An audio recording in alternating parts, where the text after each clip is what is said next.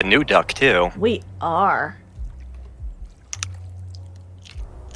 Let's get over here so we can be nice and prepared.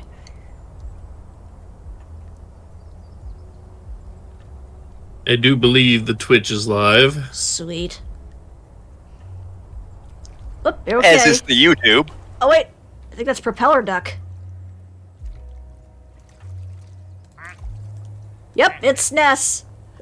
Oh boy! Let's see what's gonna happen when he goes flying. Go, Ness, go. Start this baby off good. Well, one of the characters I wish I was better with in Smash. I'm okay, I'm just not great with them. PK Thunder! PK Thunder is the big thing. Just... There's kind of a sharp learning curve to figuring out how that works. I mean, considering you're also supposed to use it to propel yourself around the stage. Yeah, that's the hard bit. It's a little bit higher. You're going the wrong way. It's an interesting application of that ability, because PK Thunder in Earthbound and in Mother 3 is inaccurate. And so the move in Smash, kinda hard to aim. I still maintain that Lucas is a much better character, but that doesn't take much from a character standpoint, because Ness is kind of... Like Slate. Yeah.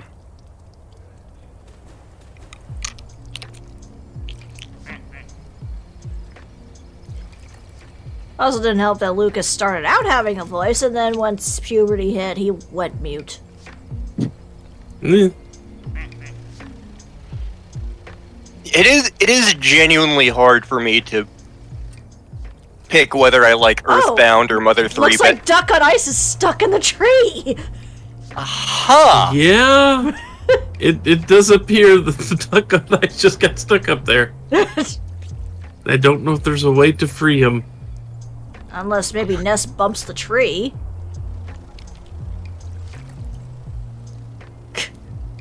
Duck on Ice is the Felix Fox of ducks. Apparently.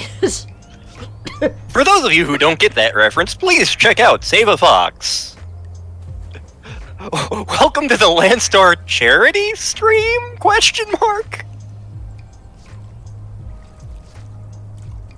I mean, if you want to donate to anything, I'm pretty sure my Coffee or PayPal.me link is down in the Twitch description. There is also that, yes. Donate enough, and maybe Lantern will draw something for you. Oh god. I didn't think we were going to be talking about that on stream. I didn't say what you were gonna draw.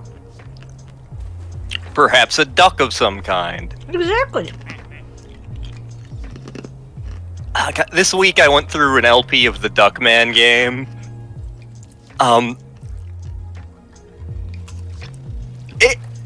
It felt like what Sam and Max Hits the Road really, really, really wanted to be. Like, it had similar humor in some ways, but it was also much edgier because it's Duckman. We need more duck-themed superheroes.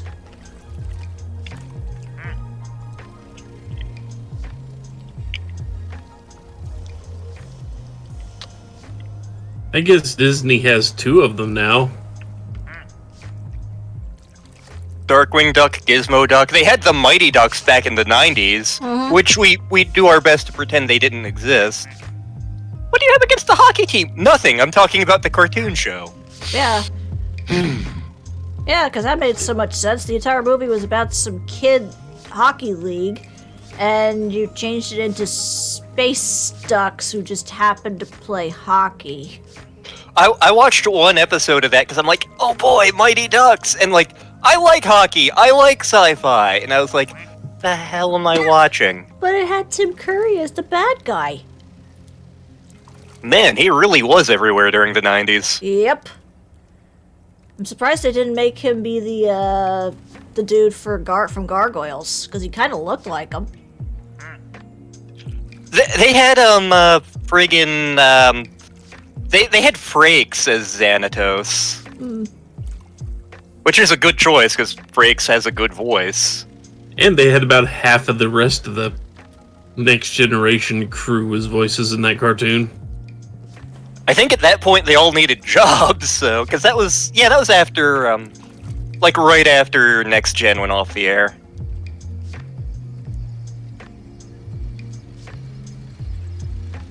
But Disney also has Howard the Duck now too. True. That they do. He did make a cameo in Guardians of the Galaxy. He did. I'm not sure this is precisely what you wanted, Propeller Duck, but good on you. He'll get out of there eventually. Okay, we got a new one that's coming in soon, I think. Yep. But I don't want to let go of Propeller Duck just that easily yet. Whoop! I think he just went through the wall. Oh, okay, it's Okasan. Oh, it's Okasan, is it? This is more like it. That's true, Mighty Ducks did have Jeremy Irons. Jeremy Irons is a good choice. Mm-hmm. Oh, hell yeah, Bug Team took second. Like, I feel like if I was ever part of, like, a fanfiction Pokemon League, even though there are plenty of Pokemon types that I thoroughly vibe with, I would have to be the bug specialist because I feel like I'm the only one who'd be willing to do it. Like rock trainers, there are people among my various friend groups who'd absolutely be rock or ground. There are people who do steel. People who would do electric, grass, fire, whatever. But bug type, it would just be like, heh, it's all you, Lantern. I'm like, with gusto. Propeller Duck was getting some momentum there, wasn't he? Are you gonna knock a duck on ice out of the tree? Nope. And back in the pool. Yep.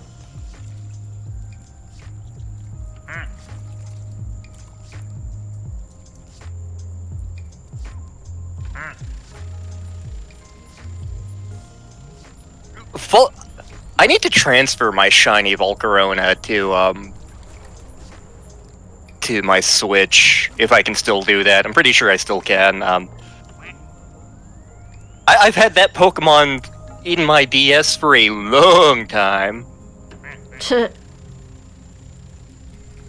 It's actually named after Cherry Babam. That's how long I've had the damn thing. I also have to transfer a bunch of other random-ass shinies I've acquired over the years, assuming I care that much. I mean, I know one you want to keep. Well, Pippin is already on my Switch. True. So. Pippin is great. I heard a woodpecker. Yep. Maybe it'll free the duck stuck up there. Yep, but there he is. He's on the branch right there. Oh yeah. He did not free it. Well, maybe if he keeps hammering away at it, eventually take it down. Maybe. Still waiting for Lava Duck. Yeah, or Stubby. Or if there's any other fire-themed ones from the DLC. Heatman from Mega Man 2. The objectively best fire-themed robot master. What about Flame Man? What about Fireman? No. Heatman. But what about Magma Dragoon? He's not a robot master. He's a maverick. But he's still badass and he's fire-themed. He is awesome, but I'm just going by the original. You just said no to that slide. Yep. Just noped off the slide. Yep. No fun for me, thanks. I'm on an adventure. You know what robot master you're going to get, right? You know which one would actually show up. Bubble Man?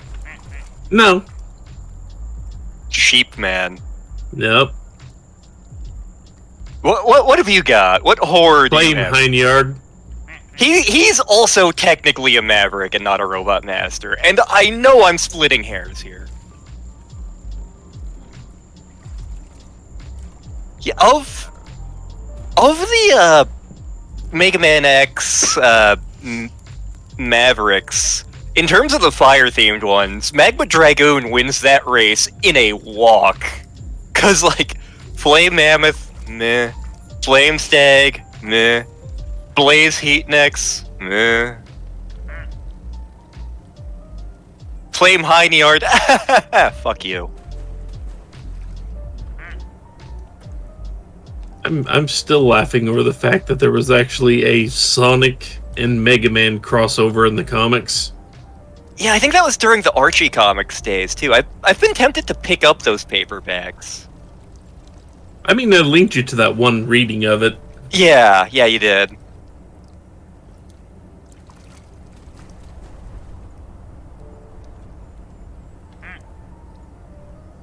I mean, my favorite robot master of all time is Quickman. I'm one of those sick bastards who enjoys Quickman stage.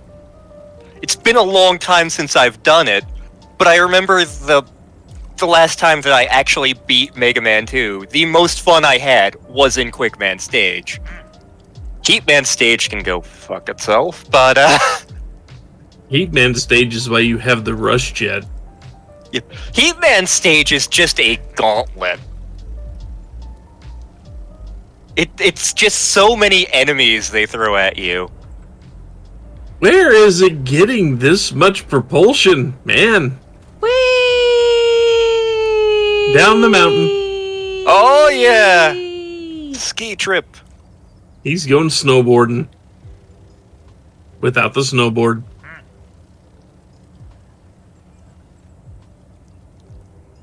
Now we get to see where this thing goes down to. Also, looks like we got a new duck in the pool. Yeah, but I'm curious to see where this goes first. There he goes. Oh, wait. Oh, look! Roasting a marshmallow. Yeah, Ness! Be free, Ness! And then- Enjoy your camping! Yep, and the achievement for that was Campfire Simulator. Yeah. Charge Man's another great design, and I love him because of what Bob and George did with him. Well, won't Charge Man die in that big trap? Yeah, and he's okay with it? Was his idea, actually. Let's see. Oh, that looks like the new one. Oh! It's V! Feed the bee! Huh. Oh, I was hoping it would buzz. Okay. There it is. V. You fear the duck? Nope, he's still there. He's still chilling. Yeah. Probably literally, considering how much snow's there. Yeah.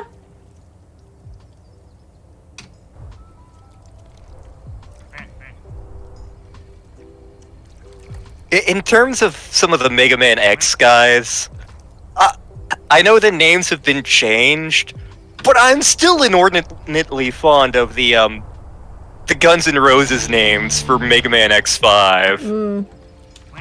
It's Duff McWhalen. Duff McWhalen.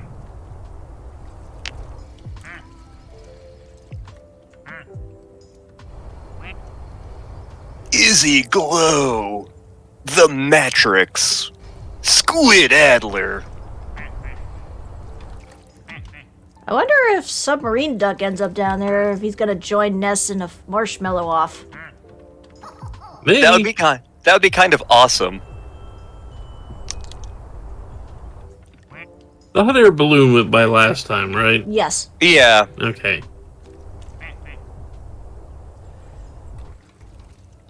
Hi, Stripes. Hello. That would have been ample time for Blackjack to pop up and say hi. Blackjack is curled up and sleeping. Okay.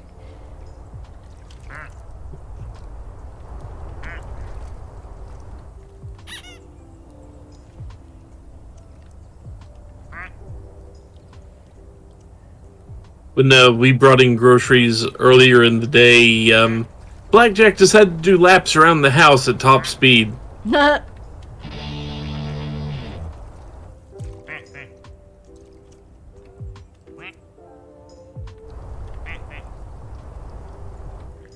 He was meowing like mad earlier when we were watching Justice League, too.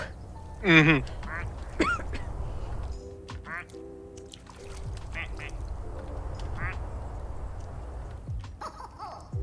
Yep, for some reason, he just really wanted attention. He was just walking back and forth in front of me on the desk and just meowing as often as he could. I really like that Amazo episode.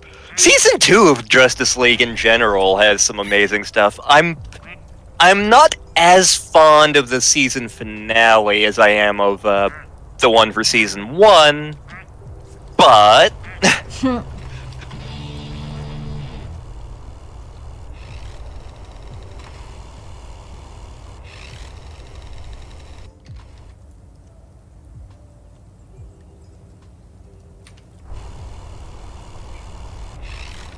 There you go.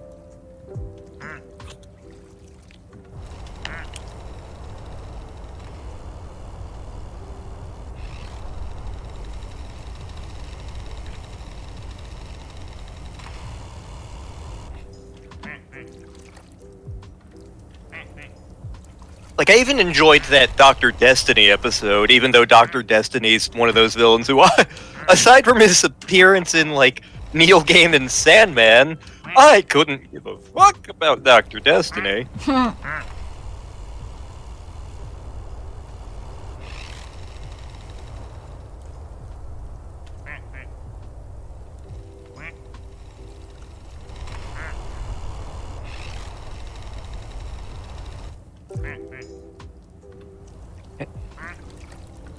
And of course, Suraht and Star had to hear me gush about the Brainiac Darkseid episode. Like, I really enjoyed the Superman cartoon as a kid. I have more vivid memories of that than I do of the Batman cartoon, just because Batman started when I was much younger. But,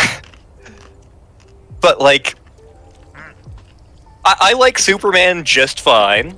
He's not my favorite hero, but I like him. But I remember that show better, and I remember from the cartoon, like, three of my favorite characters I got introduced to from that show were Brainiac, Darkseid, and Lobo. We hit 2 of the 3 today in the same thing, so I'm like, I'm in my happy place.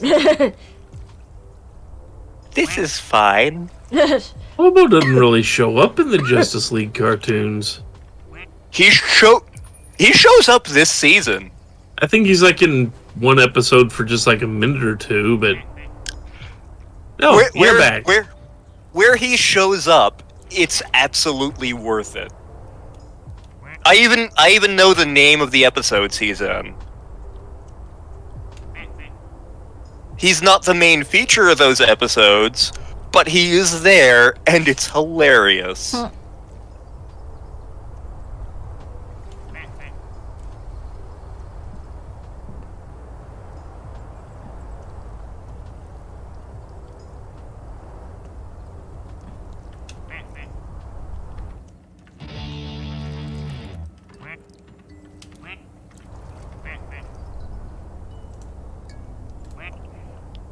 I wonder if she's gonna end up having the babies on the ice.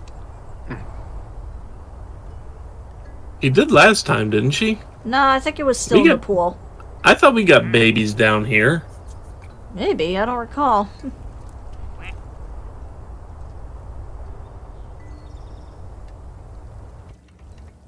Nope, he's still working on his marshmallows. Mm-hmm. Good for him. I think they do at least one more Etrigan episode in season 2, don't they? I think it's season 3. Well, season 3 is unlimited. Yeah, I think it's during Unlimited. And, you don't get the standard Etrigan experience with him, as I recall. because that episode had a gimmick to it. Yeah. I don't remember the precise name of the episode, but I remember the gist of it, and if I were to say that, it would basically spoil what happens in that episode. Yeah.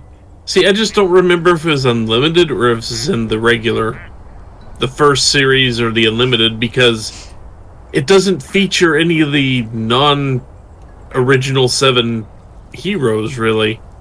I'm pretty sure it's unlimited. Like, I'm 95% sure it's unlimited.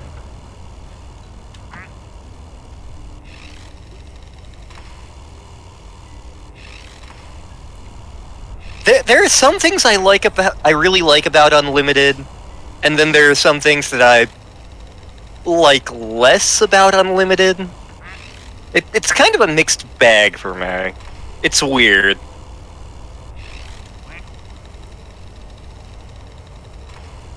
Oh, it was regular? Really? Are you sure?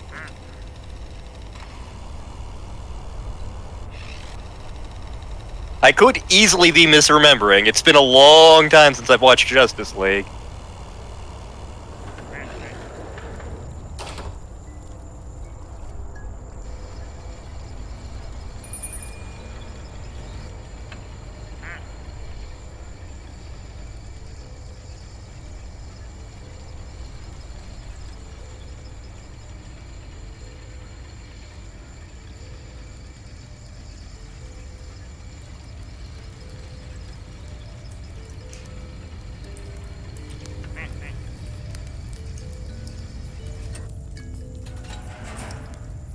Going down!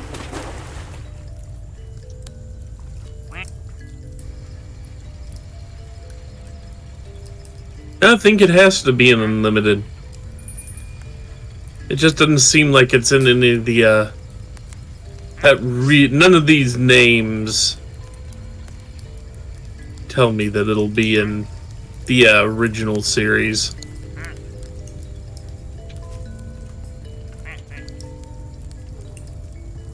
One of the villains who shows up later in Season 2, oh my god, do they vastly change his origin. And it's funny, because this villain actually had, like, his own series in the 60s. And I know this because I picked up the DC Showcase volume of it. And I went through it, and for a lot of Silver Age DC stuff, you really have to rein in your expectations. It's going to be cheesy and dumb and stupid. Because they definitely were marketing for the kids, and like the dialogue and plots are dumb and stupid and poorly written. So I go through this series, and by the time I get to the end of it, I am angry. Not because it was bad. If it was just bad, that would have been fine. I was mad because it was bad, but it was so close to being good. You can see they wanted it to be. You mean like Sonic X? Sonic X is an entirely different discussion. Sonic X is just going balls deep on the anime, which is a sentence I just said. I just went and looked. Yeah, that episode is in Season 1 of Unlimited. Okay.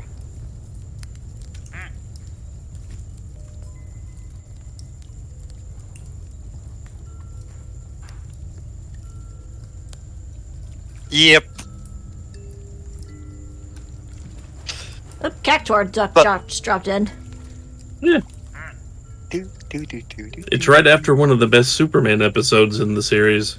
Oh! Is it right after the Alan Moore adaptation? Yeah, for the man who has everything. For the man who... That is the one adaptation of an Alan Moore work that Alan Moore actually fucking likes. Yeah. They only had to do some very slight changes for it to work in the cartoon, and those changes weren't really that important to the overall story. They got rid of Robin, and the shrunken city of Kandor wasn't a thing. Gone! Okay, awesome, good to go.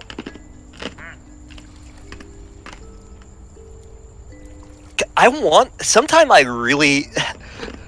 My brother was a big fan of Alan Moore's comics, and I don't blame him. Alan Moore, he did some amazing shit. But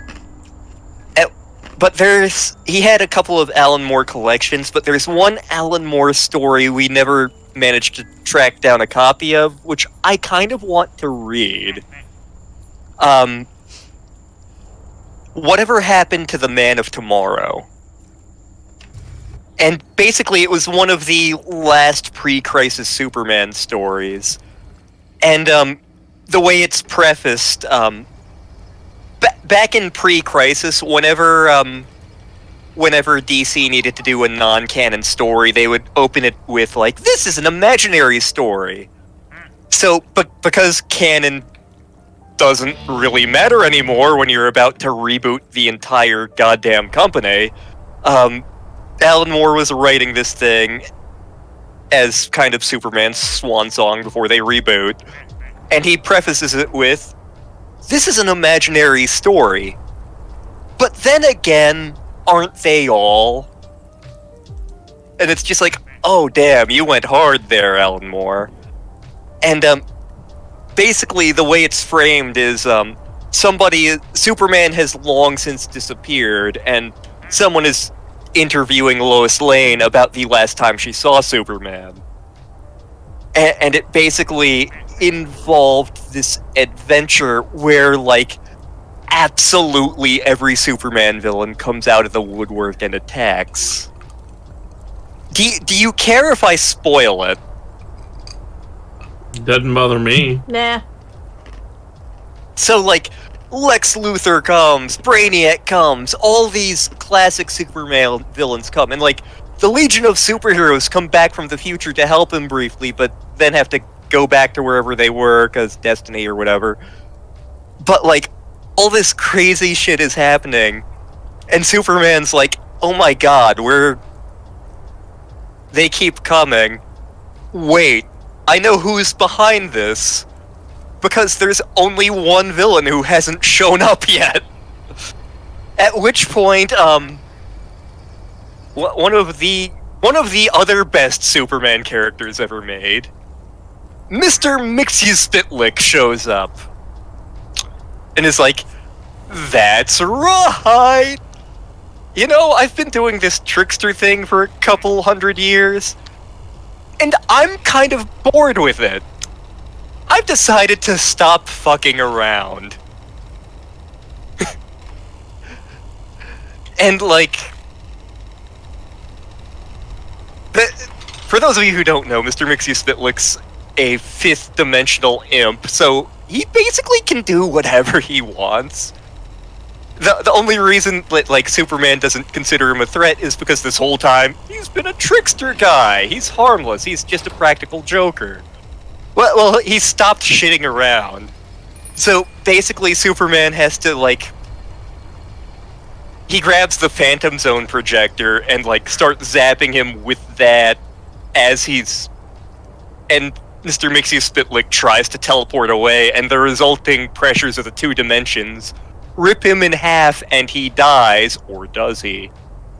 And, because Superman has finally killed, he's like, okay... I know Mr. Mixie-Spitlick was a threat to the everything, but I can no longer in good conscience call myself a hero.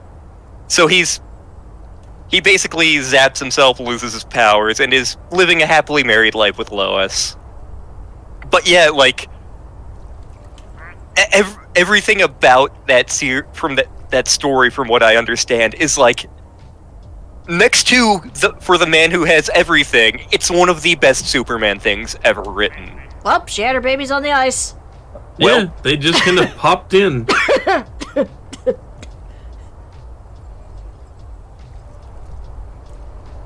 Whatever happened to the Man of... Oh, the series I was talking about previously with the villain. It was Eclipso. Eclipso could have been good. It could have very easily been good. I went through it, and I'm reading it, and I'm like, you're sitting on a fan-fucking-tastic idea, and it's not. Why?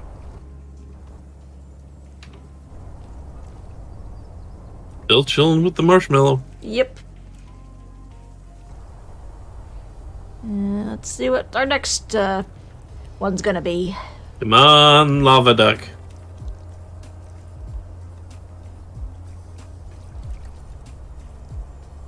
I mean, I highly expect lava duck to actually do nothing to that ice. Yeah. Also, I still just suck on wanna ice see got it. out of the tree. Oh, Oh. hello. How the hell did he thaw last time? That's a good question. Maybe the water gradually thawed him. Maybe. Also, looks like it was Poduk this time. Hmm.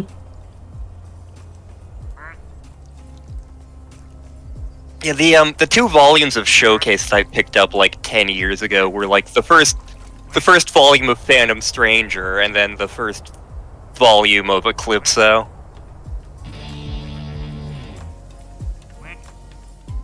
Well, like I remember when I was in the comic store with my brother, which may have been the last time I've been in a comic book store, I don't know. Like the volumes were like $10 or something, and I was like, let's see. Metamorpho or Eclipso? I'll flip a coin. Eclipso has it.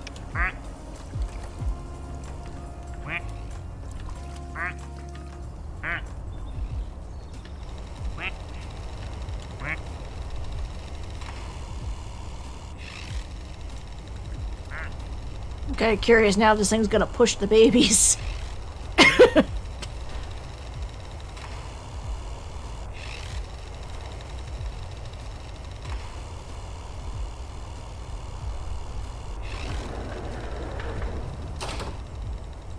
I guess not. At least not this time. The babies fell down. And Santa's, I guess, being like, ho ho, what do you children want for Christmas?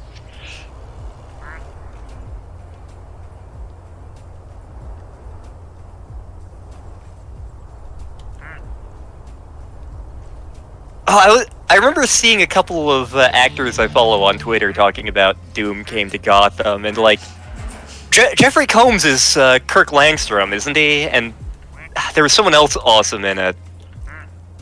Voice acting wise, not character wise, I mean. I know almost nothing about Doom Came to Gotham otherwise. I mean, I know Jason Blood shows up in it.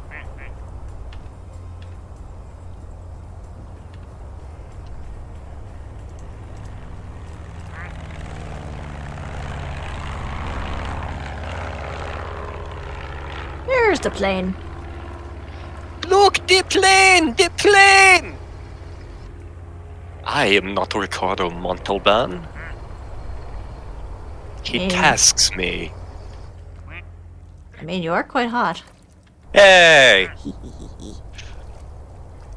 I remember sometime years after Wrath of Khan came out, a bunch of people asked like the various members of Star Trek, like, so Ricardo Montalban absolutely had a fake chest for that, right?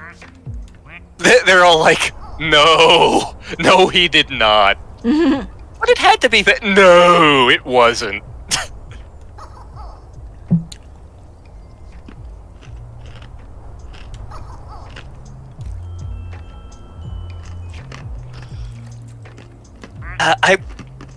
I remember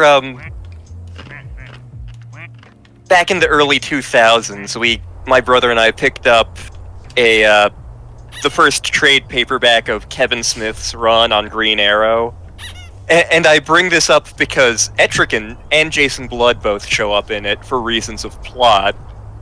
The first chunk of that series is Oliver Queen's back to life. Why? Where did he come from? But Etrigan ends up attacking Oliver Queen, while Batman's trying to figure out what the hell Oliver Queen is doing alive. And, the way that... well, like, it should be a very one-sided fight. But it ends up being one-sided on the wrong side. Batman turns to Green Arrow. The hell did you fire into him? Fire extinguisher arrow. I will never, ever mock your trick arrows again as long as I live. Yet the fire extinguisher arrow. It's a great panel. Because it's less that Etrigan's, like, actually being hurt, and more that he's really, really, really friggin' inconvenienced by this. Well, I mean... Oh, one of the babies ended up in the lift. Yeah. One or two of them. I think only one of them. Oh no! The baby fell Oh my out! god! We lost a baby! No! The baby may end up at a campfire now. Maybe.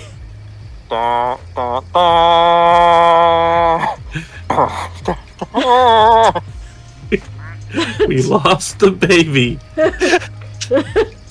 Yellow Duck, you are the worst mother. Yep. That's going in out of context. Nope, it doesn't look like the baby made it. No! It might take a few minutes for the baby to get down the mountain, though. True. It does take a bit for the tumbling decease. Yeah. Propeller Duck got down there really fast because, well, Propeller added momentum. Yep. I could see Etrigan doing that at some point.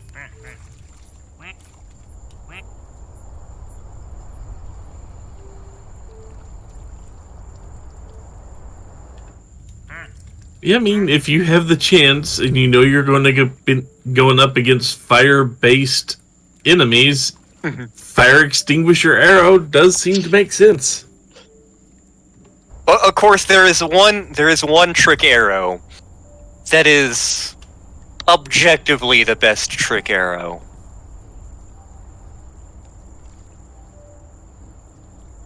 Eye to the face? Is that a Green Arrow trick arrow? I don't know. It probably could be. It's Kawaii Duck! Oh god, no. Notice me, senpai. Notice me, senpai. God has permitted me to live another day, and I'm about to make it everyone's problem. And that's why one of the babies died.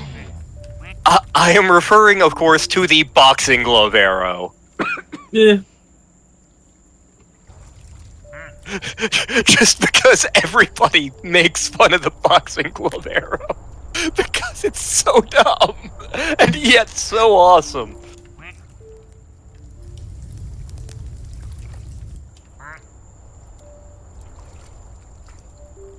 Oh, Odo has become Duck on Ice. Yep.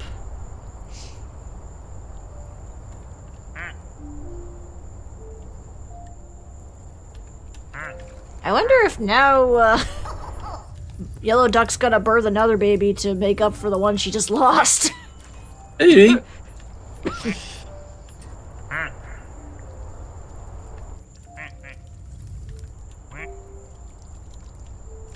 Seeing Coco gives me the urge to post more Mariachi Entertainment System. Not to watch Coco?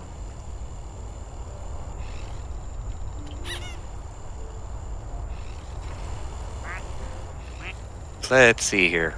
Oh yeah, they do a version of Take On Me, that's right. That's going in the server, whether people want it to or not. Whoa, Coco went flying! Oh! It nearly sent Coco over the wall. Yeah.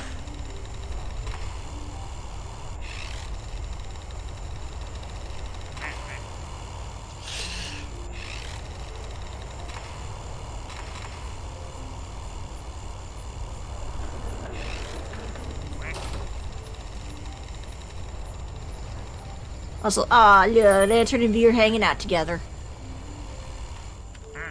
Hi. Hi. Let's plot some things to make Star flush. Hmm.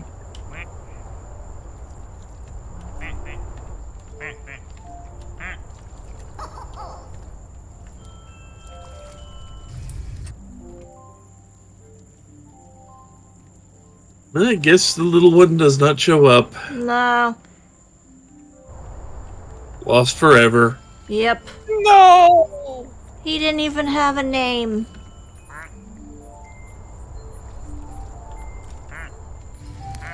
Guy, you have a last name. Do I? Do I? God, that's such a great movie.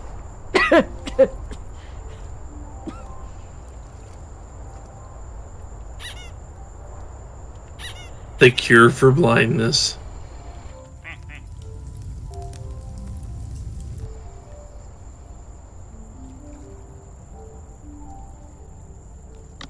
That scene still got me in Deadpool 2. Oh, God. Deadpool would be entertaining to do as a server movie night. We would just have to make sure everybody's 18 plus before seeing it. 17 plus, it's R.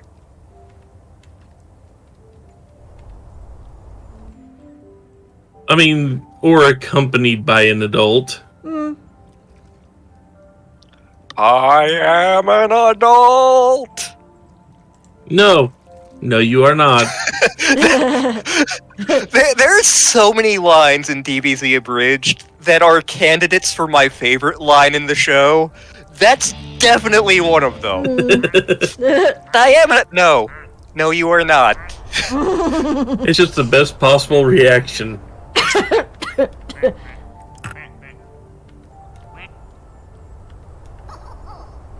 Oh, looks like the one little duck's in the goal.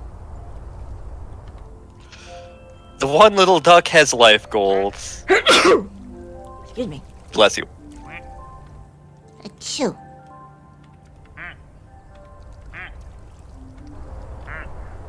Oop, Kawaii Duck had a nice little ride. Well, senpai.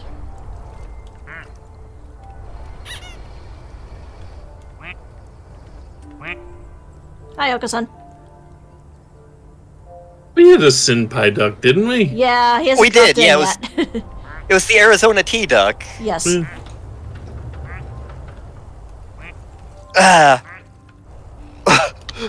There's a version of that joke, and that was in Harvey Birdman, and I kind of wonder if Team 4-Star was at least slightly inspired by this joke. There's a scene where Harvey Birdman's getting arrested. I'm gonna need a lawyer. You are a lawyer. I'm gonna need a good lawyer.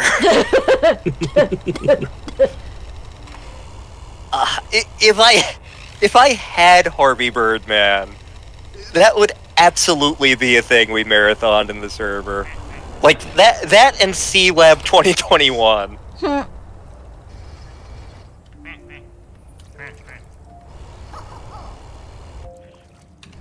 There was actually a Harvey Birdman game for the Wii.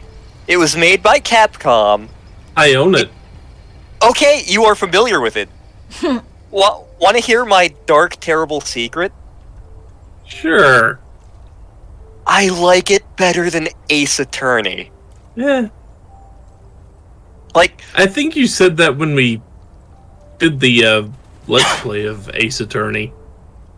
don't get me wrong. Ace Attorney is fine. There is nothing wrong with Ace Attorney. It is a good game. It is a good series. The characters don't necessarily grab me as much as other games. New Harvey Birdman. What the hell? SpongeBob. Cheese Duck. Okay, or so sponge. yeah, I'm not One sure. of the two. I'm not sure if it's sponge or cheese. It might be cheese. I think it's cheese. Okay, so we got Kikyo Duck.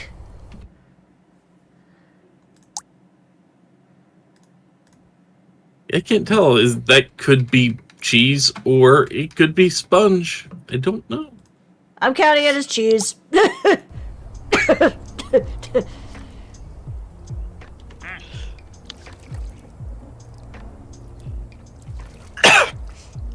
Maybe it's a sponge made of cheese. I feel like that was a thing in one of the Goblins games. Maybe. Like, I feel like there was a puzzle where in Goblins 3 where you had to use, like, a cheese as a sponge.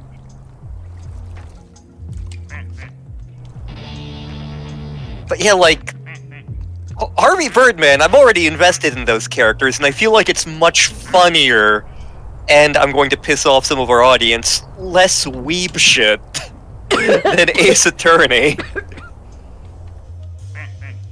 And like Aviary Attorney, I adore Aviary Attorney. I like it much better than Ace Attorney.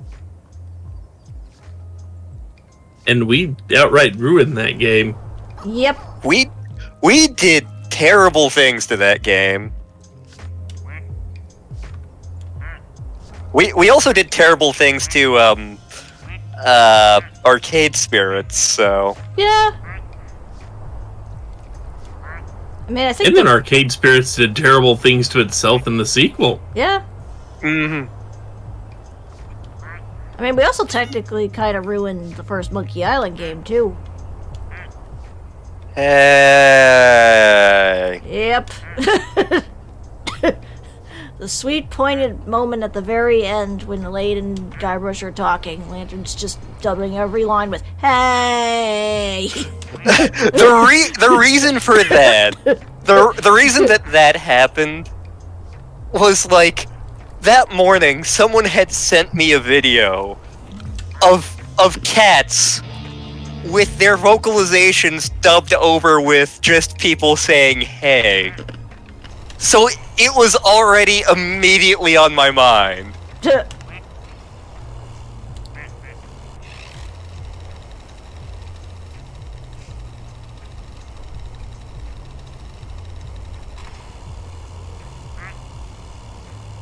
Oh no, Yeah, Odo has become one with Okasan. Ah, there's two of us now, is there? This is more like it. Yeah. Okasan will perform the dance of greeting.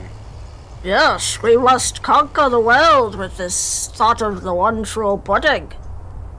We must spread the gospel of the one true pudding.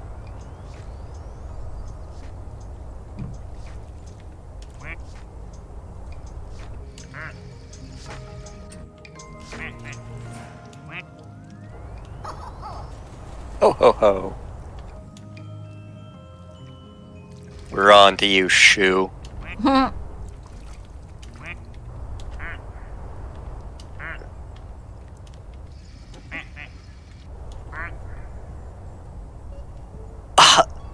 Okay, the sequel to Arcade Spirits, is it that bad? In some ways, yes. In some ways, no. One of the big things you were telling me about was trigger warnings. See, they did a bad job with those. They went back and redid that. They Okay. apparently patched it to actually put the trigger warning at the beginning of the chapter it happens in. So it's like, maybe even right in front of the scene, but I know they went back and actually included it. Because to start with, the trigger warnings for Arcade Spirits 2, they were up during the trademark screen was just, had a small line, for trigger warnings, go to this website. So the trigger warnings weren't actually in place in the game, they just put them on a link on their website, and if you went to their website, it was a tiny little link underneath other links. So it was just, you looked at that and went, okay, there's not going to be anything too harsh in here, maybe some violence, maybe, you know, things like that. No, there's one moment that just comes out of nowhere and sucker punches you.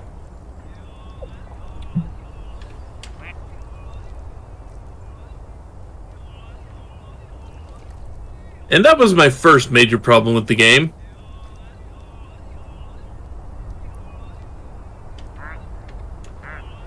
The second major problem I had with the game, and what I'm about to say is not the problem, they have a disabled character as one of the main, one of the main cast. Romance option. Perfectly fine.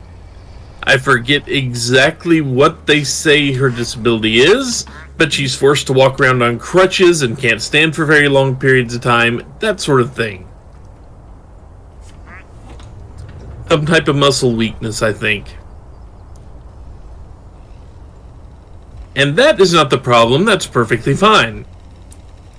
However, it's handled really bad.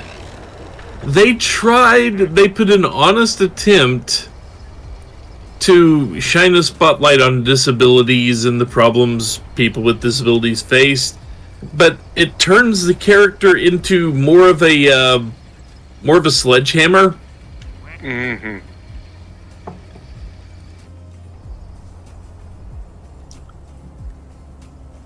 And the third major problem I had with this, there is a character whose name is Loxley. As in, and very much is called Loxley because he styles himself after Robin Hood.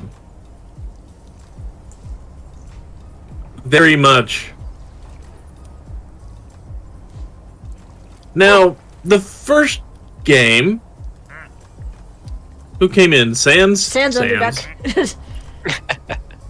See, the first game, it did have a little bit of social justice moments in it. But it felt organic. Felt fairly organic. It felt like it was something, that you would naturally run into in that type of environment. Mm-hmm.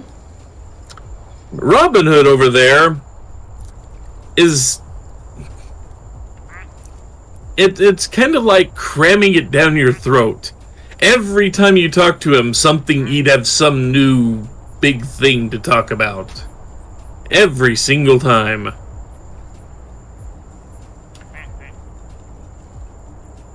Which, okay, fine, I get it. You want to talk about social justice issues. I understand it. But, really heavy-handed with it. You can't go... There are no conversations with him that do not involve social justice. Ugh. Which, it's fine and all, but there comes a point when I've got to say, I'm playing a video game to escape from the real world. I'm playing a video game. I didn't come for a sermon. Mm-hmm. It's like, and on pretty much every topic I remember him discussing, I'm on his side of it. I'm on his side with the stuff he's saying pretty much every time. And I was getting tired of hearing it. The first one or two times, like, right on, man, preach, fine, gotcha. After the 10th or 12th, it's like, do you have an off switch for this? I have friends like that. Mm-hmm.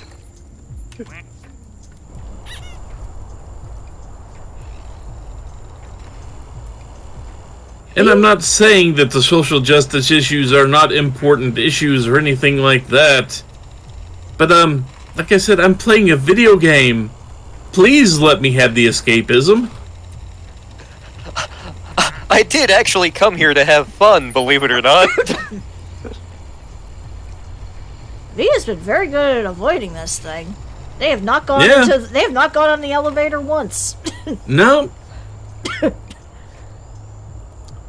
It does help that there is a crowd surrounding them. True.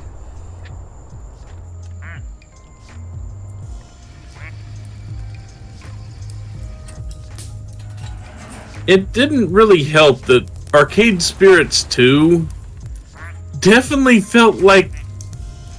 Okay, you know how the first one kind of felt like... the story of the first one is you take this arcade and you turn it into something. Yes. Mm-hmm. And you get to deal... It feels like you're dealing in this whole retro theme of arcades and keeping an arcade culture and seeing all this. The sequel deals with esports. Oh. So, basically, your main character is like a... He's a competitor in the game that was so popular in the first one. I can't remember the name of it now, but you know, the League of Legends. Yeah. League of Legends style game. And, your character also has a friend/rival that's trying to break into the professional scene, so they decide they need to sign up for a team, like, right then and there, because they want to get on the big stage with the bright lights. Which, like, okay, I can see that being some people's dream. But it was just a lot harder for me to get invested in the story, because professional esports is something I've never cared about in the least. Yeah. There is a program for that here at UCO. There's a program for that in several places now. I don't know how much longer those programs are going to be around, because it seems like instead of being a, you know, something that was going to last, it did seem like it turned out to be a bit of a fad. So...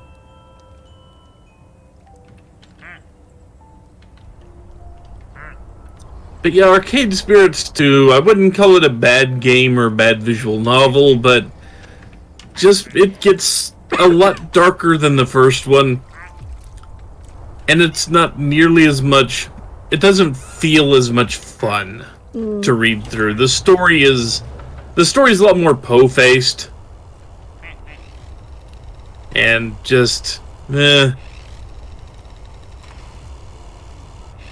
don't know if he's going to skate this time. One of the times when Courage was visiting, we went to the arcade and... Whoa! Duck and Ice went flying!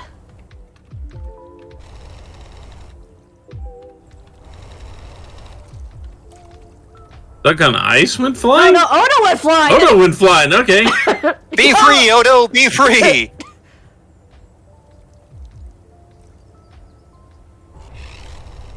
Let's see, does he end up at the camp? No, doesn't look it. Nope, God, it looks miss like... 8 Odo. Maybe Odo will just appear in the pool again eventually. Maybe. But, He will once I restart the game, but... yeah, it took Courage to the arcade in Quail Springs Mall, and, like, we had fun hanging out there and playing some of the games and whatnot. But, like, while we were there, I was... He was like, you know, this is fine and all, but this isn't as good as, like, an old-school arcade. And I basically went, you are correct, and here, let me tell you why. And I was able to expound on, like, There's the Lava specific Duck. reason. Oh, yeah. Now Lava Duck just needs to get into the bottom half. Yep.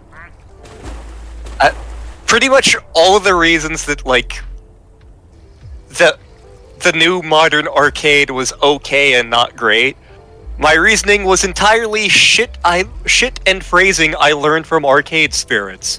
Thank you, Arcade Spirits, for being educational. How it's basically a casino nowadays instead of an actual arcade. Yep. You see how a lot of these games, you have to pay with a card, and they are based on time limits rather than how long you can last, so it's less skill-based. Also, you'll notice that more than half of the arcade is redemption games, because those are the ones that tend to make more of a profit. Alrighty, what happens? What happens? Come on, something's got... steam. Yes. I mean, I fully expect nothing to happen, but I'm Yeah. hoping. That would be nice. No, don't fall in yet.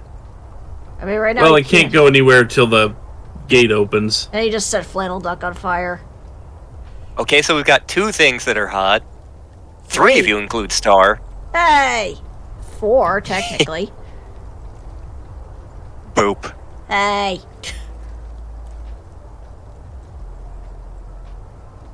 Sadly, I was right when I didn't want to be. Aw. I didn't think Lava Duck would actually melt the ice, and it doesn't look like it's happening. Darn. I guess it's really I thick don't know. ice. I feel like some of the ice, something's happening, but let's give it a minute. I think it's just the shimmering of the fire is making the ice look like it's doing something. I wanted to free the mammoth duck. Yeah, I did too.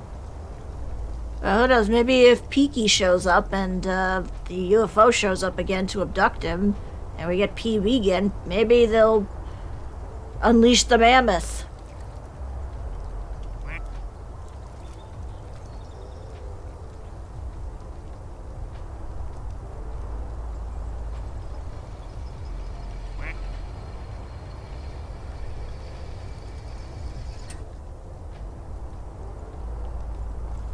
Oh, hello. Oh, hey, Odo made it back! Ah, And he brought, And he brought a friend. A dog Oh my duck. god, That's a St. Bernard duck! Beethoven. oh, a Saint Bernard rescued Odo. That's amazing. But it didn't rescue the baby duck. Oh I well. think it ate the baby duck. The baby duck is in the barrel. Yeah. Let's see, where are you? There you are.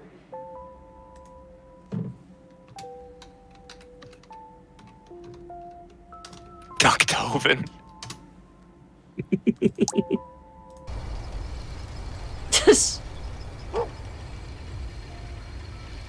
It's good. It's a nice touch of the barks. It really is. Well, now the question is, if somebody else falls out, will Ducktoven appear again? It might have been a one-time only deal. Yeah? Only one gets rescued. Everybody gets one. Yeah, except the baby duck.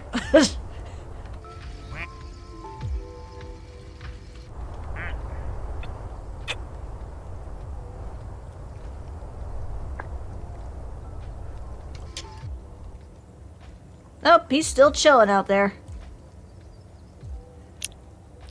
PK fire. Now, if Submarine Duck goes, will Submarine Duck be able to get to the campfire?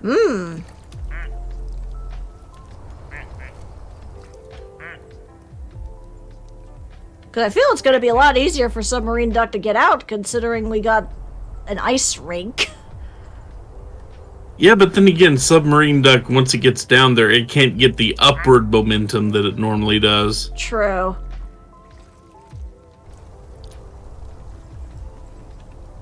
But then again, it could just... The forward momentum might be enough to launch it over the side. Or if that thing knocks it in again. Hmm? I think Lava Duck's trying to set Kikyo on fire.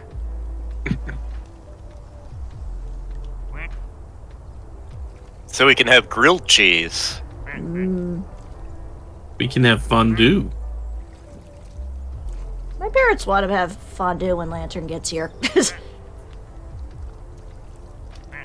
I don't think I've ever been to a fondue place. They seem overpriced to me. Yeah, that's why we have our own fondue pot.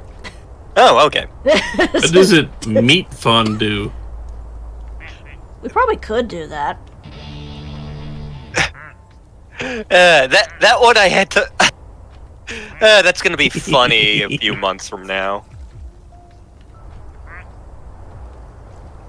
And yeah, V has still evaded getting on the elevator.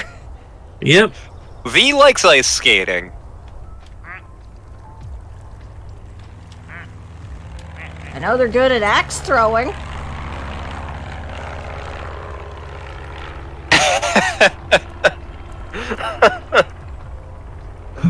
Oh god. Have I told... So this isn't a thing I was personally there for. My friends Ginny and Tony love a Renaissance fair. They do fairs. They do the LARPing thing. Mm-hmm. And so, a few years back, they were going to one of the local Renaissance fairs. Like, they're taking all these pictures. And, like, I'm looking on Facebook and I'm like, isn't that nice? They're having a nice time. and sometime in the middle of the day, I see something about, like, well, I have to go to the emergency room. I'm like, wait, what the fuck? And my mom is also friends with Ginny on Facebook and is like, get down here! I saw something about Ginny having to go to the emergency room. Is she okay? What happened? And I'm like, I don't know. She was at the Ren Fair and then something happened. I don't remember all of the details, but she was at the axe throwing game and something went horrifically wrong. And she ended up, like, nailing herself in the head with an axe. Like, not enough for it to be lethal, but enough to be like, yeah, you need to go to the hospital now. Oh, it's Chucky Duck. Chucky Duck. Maybe that's how Boo Boo got its boo boos. Boo Boo's about to get another boo boo. Snitches get stitches. Or Hannah means family. I have not seen that movie since it came out in theaters. Mostly because my sister really hated that movie for some reason. It's Stitch.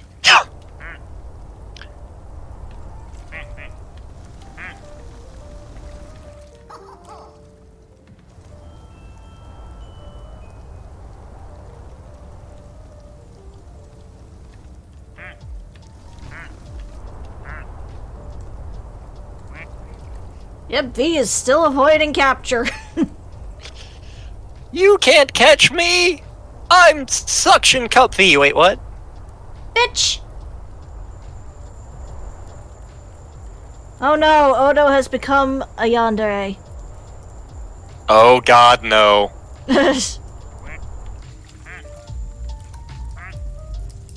Yes, for now, Senpai surely will notice me. Oh yeah, now Senpai's gonna notice me for sure. So I look like Wayne Gretzky.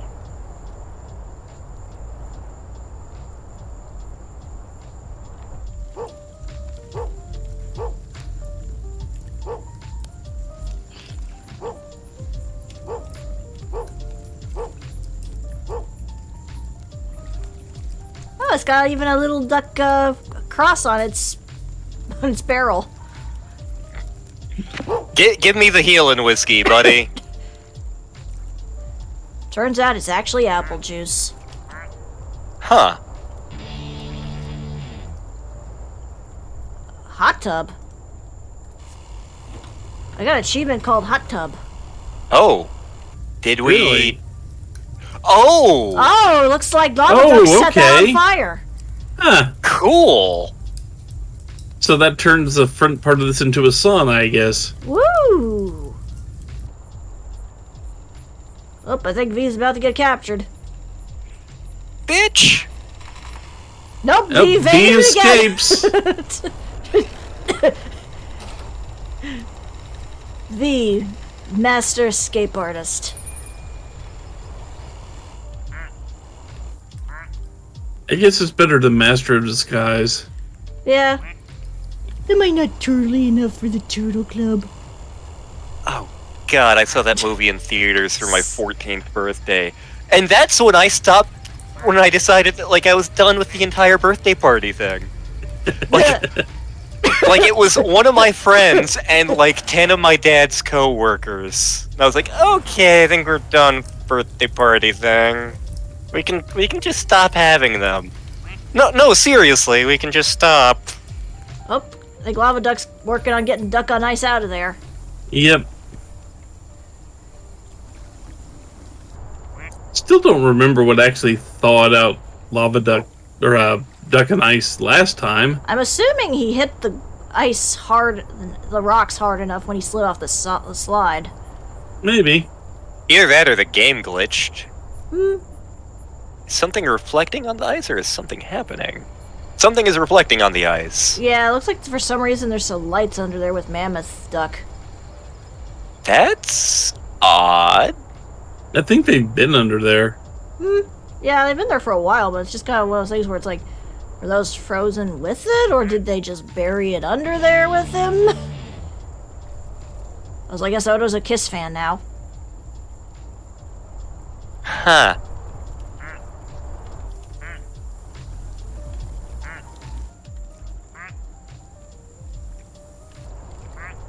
Duck on Ice is just about thawed. Yep. Yeah, he's getting there.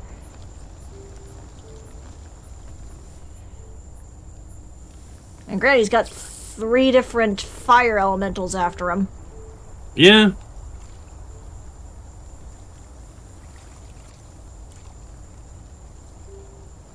Oop, Lava Duck's about to touch you. Touch.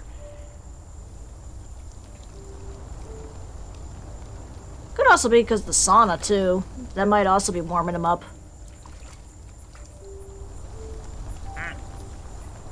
Now all he's got left is a little cape of ice. Yep. I'm Frozone, baby. Where's my super suit? Honey, where is my super suit? Where is my super suit?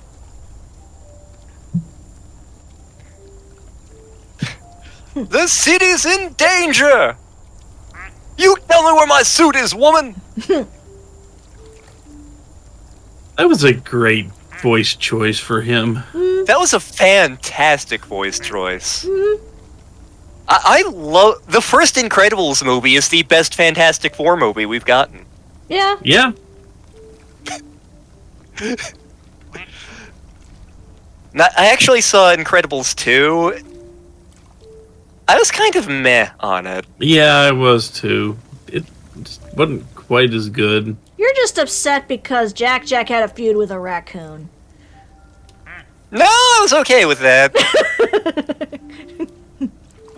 I thought that was really funny, personally. That's literally the only thing I know about that, other than when they discover, oh, Jack can actually do shit. Basically, it takes place immediately after the first movie, and so superheroes are still illegal, even though they're much better received. So, Elastigirl gets hired by this wealthy person to do superheroics to encourage the government to change the laws on superheroes. And it's fine. There's nothing inherently wrong with the movie. It's just, I don't know, it's lacking something.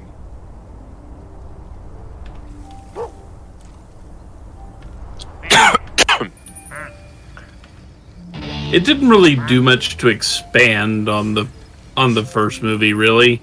Yeah. Up. I guess V did get captured after all. They're up here now. Yeah. Bitch! They're gonna get back down there and stay there. Oh, we gotta deal with the duck. Oh, yeah.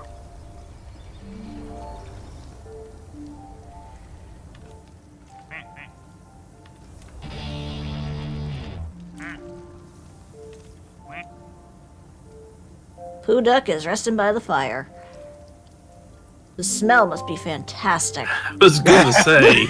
Yeah.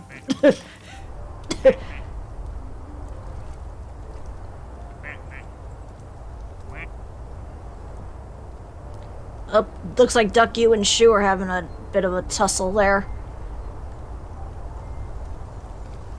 I am curious, because several of people that we hang out with have not experienced Hatterful. I'm curious to see, like, which of the ducks they which of the birds they latch on to.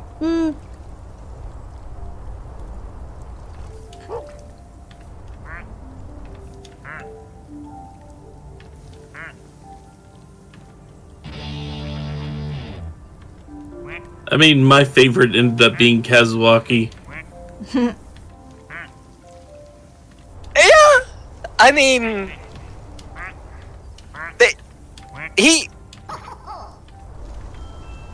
I'm trying not to spoil things, and there's just so much to spoil in that game. Yeah. Oh yeah.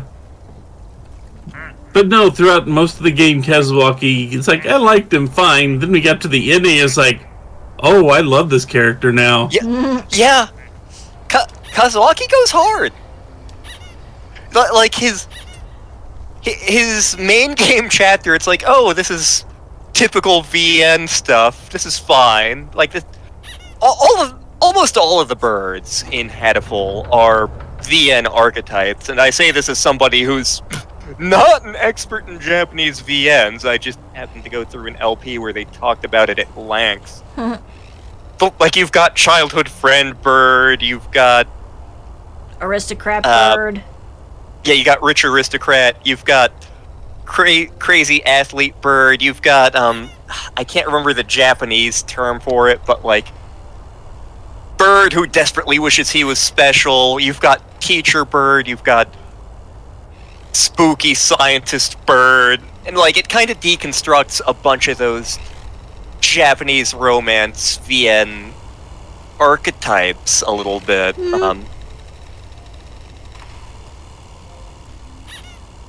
I guess Odo's now a Gundam fan. Good on you, Odo. Be the Red Comet. I'm still tempted to draw more Gundam at some point, but for the moment I'm drawing other things.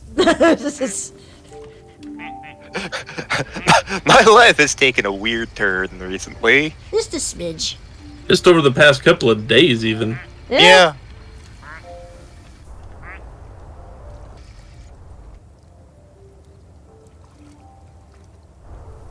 Like, the Yakushiki is one I wouldn't mind trying to draw. I don't know if I could pull it off, but... And Star's eyes just glazed over. That's because I'm thinking about you in certain pictures. Hey! It's okay, because I'm sure the reverse is true. Probably.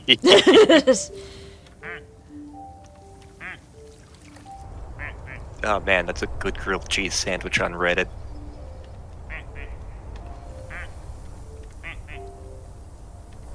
Lantern, why are you subscribed to the grilled cheese subreddit? Because shut up, that's why. Because grilled cheese is awesome.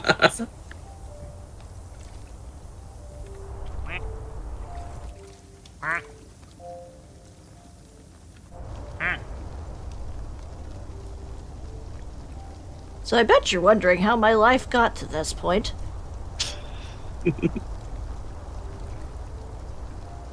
We don't usually get this up close of a view.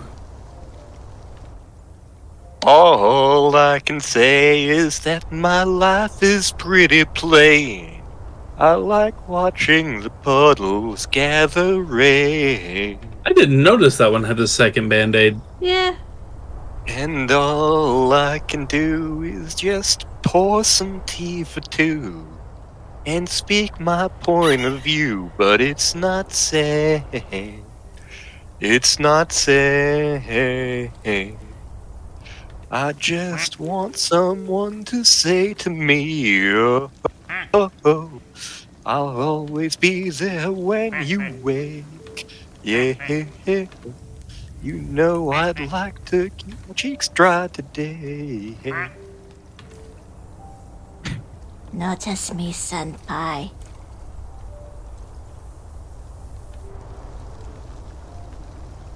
What am I doing here? I am the cheese. I am the most popular character in this show. I only vaguely remember Rocco's Modern Life. Yeah. You want a biscuit?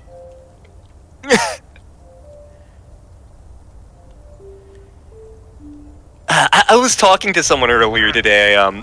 When I was in college, I turned 21 way before most of my friends did. We're talking like a year before. So, I tended to be the one to buy people their 21st birthday gifts, shall we say? The thing is, for most of my friends, they weren't particularly good 21st birthday gifts. Because what I usually got them was something called Colonel's Pride. You know when people will drink something and be like, oh yeah, this is the good stuff. You ain't getting that with Colonel's Pride. Colonel's Pride is not that. If anything, that's just a way to get them to not drink.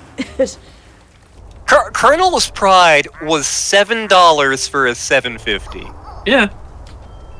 Colonel's Pride is what you break out after you're already drunk. Yes. Yeah, the guy who tricked me onto the gay date, one of his drinks of choice was something called Old Crow.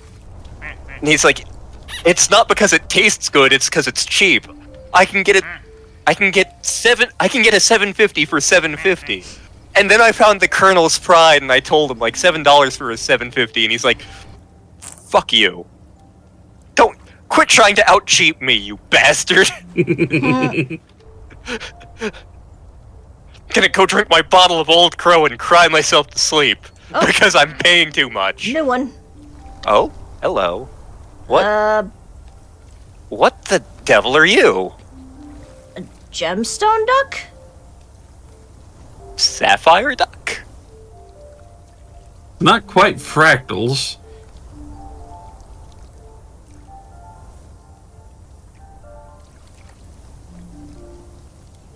I cannot tell what this one is. Yeah.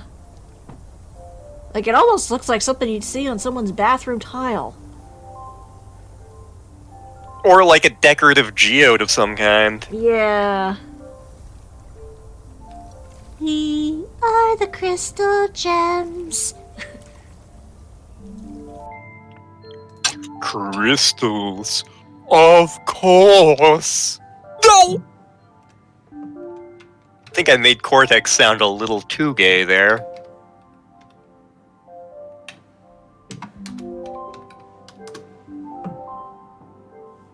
And we got 1, 2, 3, 4, 5, 6, 7, 8, 9, 10, 11, 12, 13, 14, 15, 16, 17, 18, 19, 20, 21.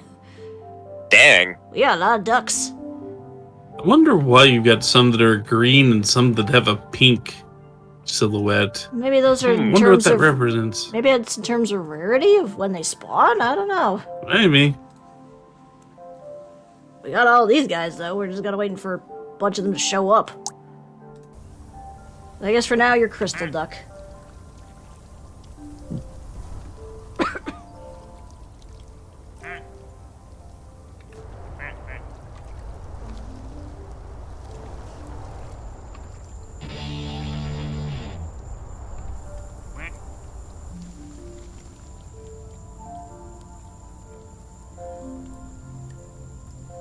I could go for a grilled cheese right about now. I know, right? Well, one of the things I'm going to miss is the mule. But we will find other good places. Yep. I'm gonna say, I'm sure there's somewhere local up there. Yeah. Yeah, it already looks like there's a bunch of interesting places, and that's without even hopping over the border. Yep. Which I'm pretty sure, if I really wanted to, I could walk that. Yeah. It's like literally when we were... I literally was like one exit away from entering Pennsylvania.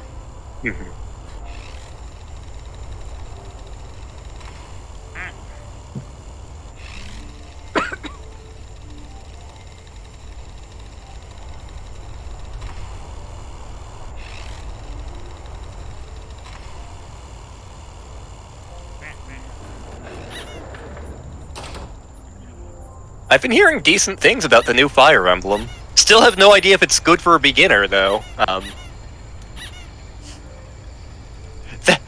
It is still on our maybe list. Yeah.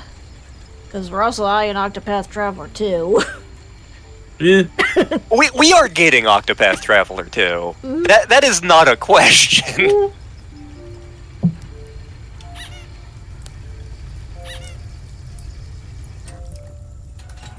I mean, I am most likely getting it. I just don't know if I will get it for PC.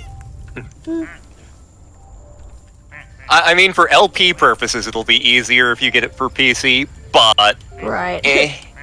But that is going to involve upgrading my computer. True. It'll probably be a Windows 10 or higher. Yep. I fully expect us to get the Switch version. Yep. And, like... For my personal character, and, like, for when we LP it for the thumbnail, I'm currently leaning towards Particio, although none of the characters seem bad to me. It doesn't seem like there's a weak one this year. Not that there was particularly weak one for the first game, but like I'm leaning towards Particio, but like Temenos is a close second for me. See, I still haven't watched any of that. For me, the big one I'm eyeing is the apothecary lady. I am dying to know what her story is. The trailer made her seem so interesting, and hell, even the hunter. Yeah, Ochette. Like, yeah. Ochette, even though she's the token kid character, she seems like she's going to be a much. I'm going to annoy like 2/3 of the internet. She seems like she's going to be a much cooler character than Tressa was. I mean, it also helps that she's got a Foxy Beep companion who follows her in the overworld. Yeah. I hope it levels up. Yeah. I think you actually get a choice of a couple of different animal followers for her. Yeah, because I think I saw an owl with her too. Because really, the animal summons you could pick up in the first game, not really worth it. Yeah. Like, it would have been better if Lynn had sat with you. Yep.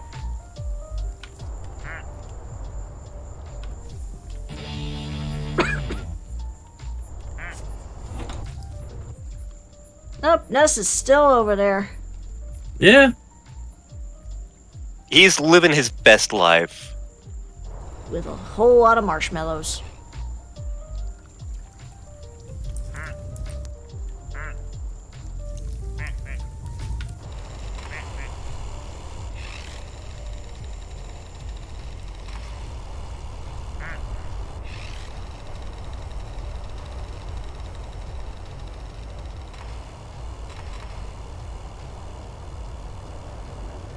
Oh, hi, Crystal Duck.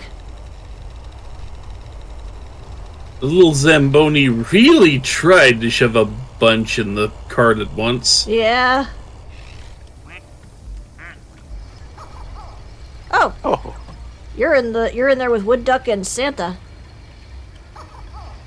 You would have trouble getting me out of that damn thing. I'd be like, wee, I'm riding in a cart! Whereas I don't know, the exit might be fun too. I'd be doing everything I can to avoid going in that because I don't like heights. No, you do not. You really do not. Nope. I mean, you saw firsthand my love of elevators.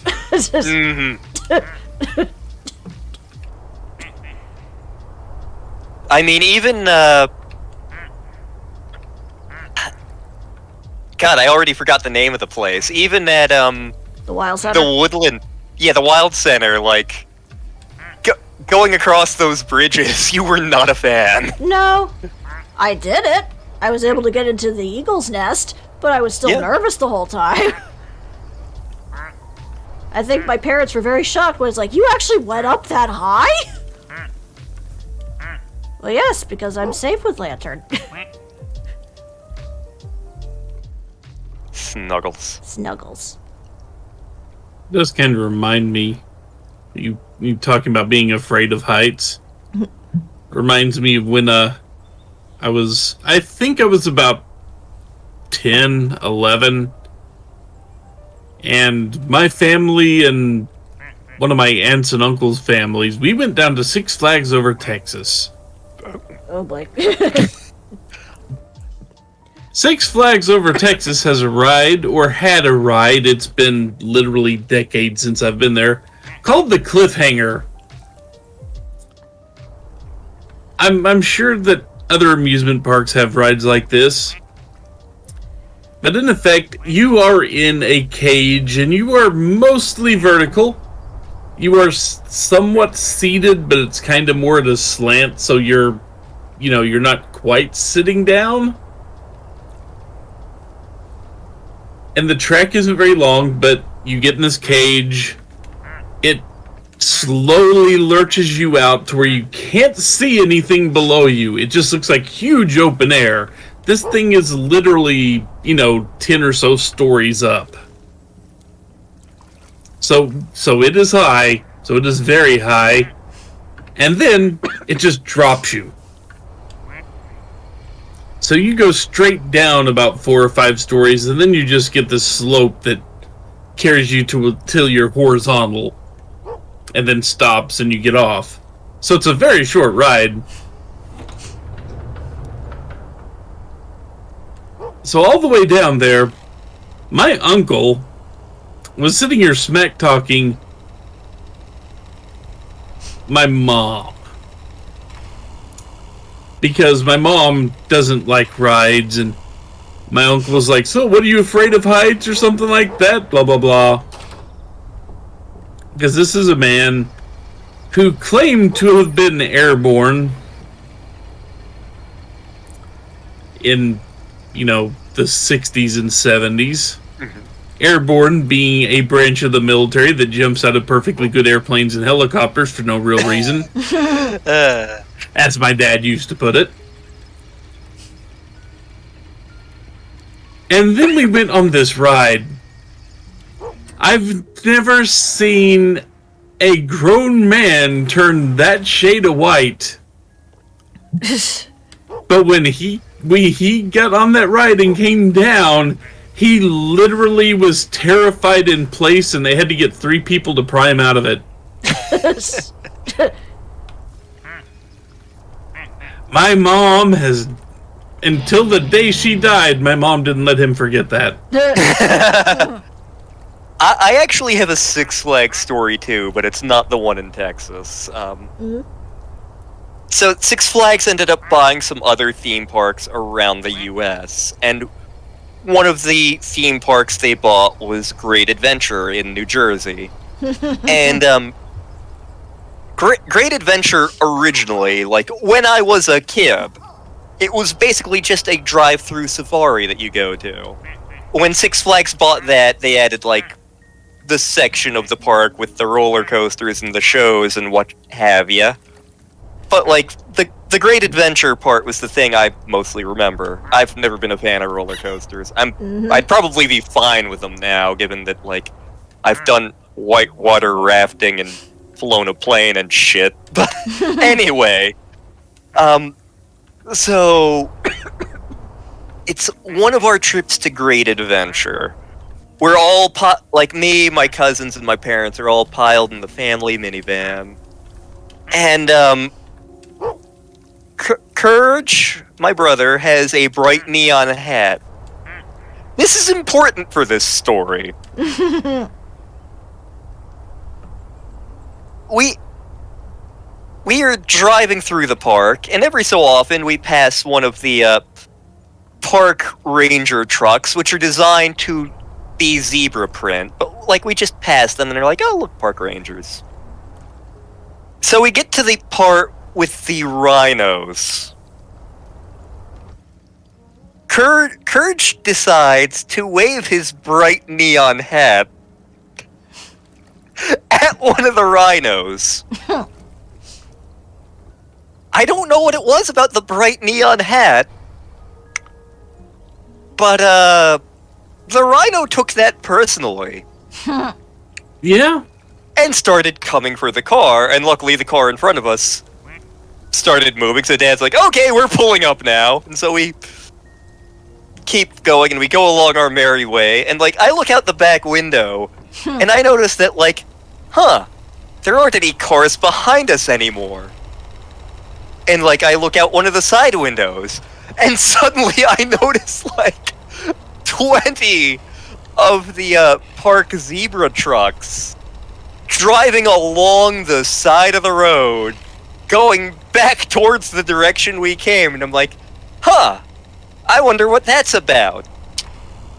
So what had happened after the rhino had attempted to charge our van, it just kind of stopped in the middle of the road and decided that it didn't want to fucking move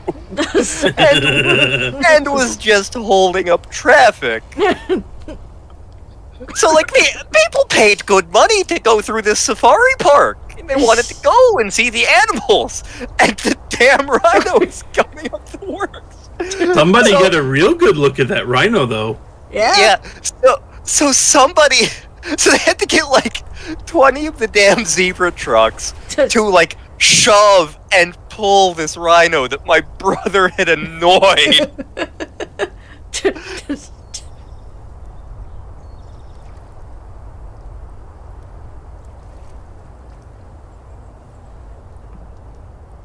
You better not ever go to Africa then.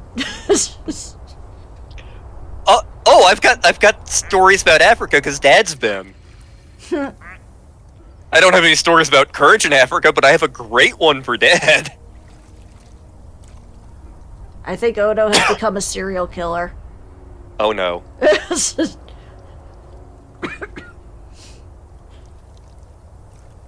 So it was when Dad was on a murder case in Kenya. He had to go to South Africa first and do, like, another case there, but he's in Kenya, and they're, like, out in the bush somewhere. And at some point, Dad's like, what do I do if I go to the bathroom? Just go out to the middle of nowhere and do what you need to do. It'll be fine. Just don't annoy any of the baboons. If you annoy a baboon, you will get ripped to pieces. So at some point, Dad has nature call, so Dad goes to do his business. And as he's doing his business, he hears some sort of behind him. And he thinks, oh no, it's a baboon. And like, his life starts flashing before his eyes. He's like, I've traveled an awful lot. I haven't been home for the kids a lot. And he hears more of a grunt. And so he slowly turns to look over his shoulders. The good news is, it wasn't a baboon. The bad news is, evidently Dad found Pumbaa's favorite bush, and Pumbaa didn't appreciate that. So Dad wound up getting chased down the African savannah by an angry warthog, while having to pull his pants back up. Oh my God, you were so much friendlier in The Lion King! I was about to ask if it was the hippo. No, if it was a hippo, Dad would not be around anymore. Probably not. Hippos are dangerous. They are the most dangerous animal in Africa. Mostly because dumb tourists are like, hippos are adorable. And they're angry. And hate everything. Mm-hmm. And they want you to die. Yep. Yeah, just like the cassowaries. Yeah! Like, I remember at one point I had a shirt where it, like, listed the top 5 most dangerous animals in Africa. I think I think one of the big ass birds was one of them, but it was like hippo, rhino, elephant, big ass bird, and then in 5th, lion. Yeah. I mean, I assume most people go, "Oh, that's so big and chunky. Surely it can't be fast, too. Oh my god, why is it fast?"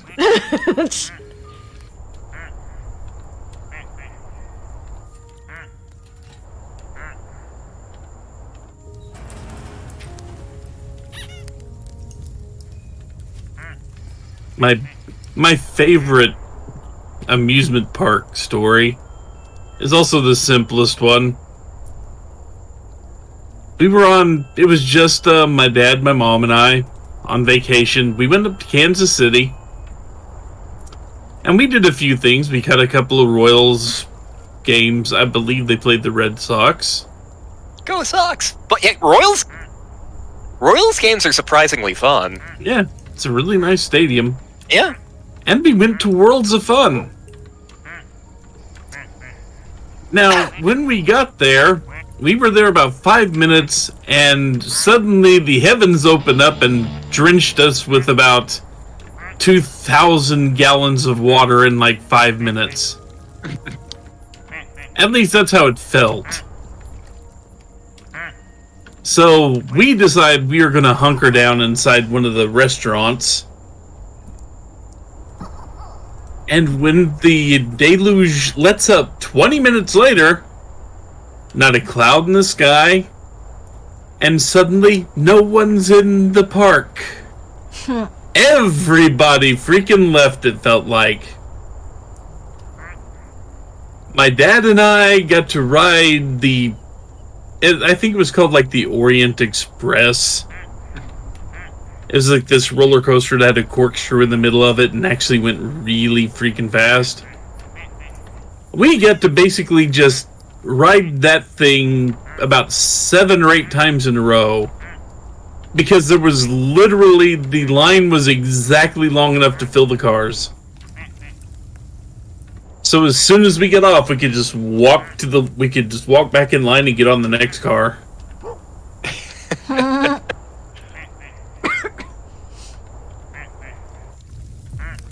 Best day ever at an amusement park. Because Griffin is out in Hollywood, out in LA. She has ready access to Universal Studios, which is going to be awesome for reasons. But also Disneyland. So there have been days where like her husband did not have work, or her husband had work and she did not, and she's like, "Fuck you! I'm going to Disneyland, or I'm going to Universal." And like those parks get pretty mobbed, but because she lives there, she can go in the off season a little bit. But also the thing about those parks, they have a special line if you are by yourself. So she, like, I remember talking to her and she's like, "I went on the Jurassic Park ride 5 times today. Today was the best day ever." Nope. V didn't keep escaping. Nope. Oh. She's like, going to theme parks with my husband is for chumps. Going there by myself is the way to win. But no, she and him have absolutely gone on dates at Universal Studios and Disney, and it's really cute.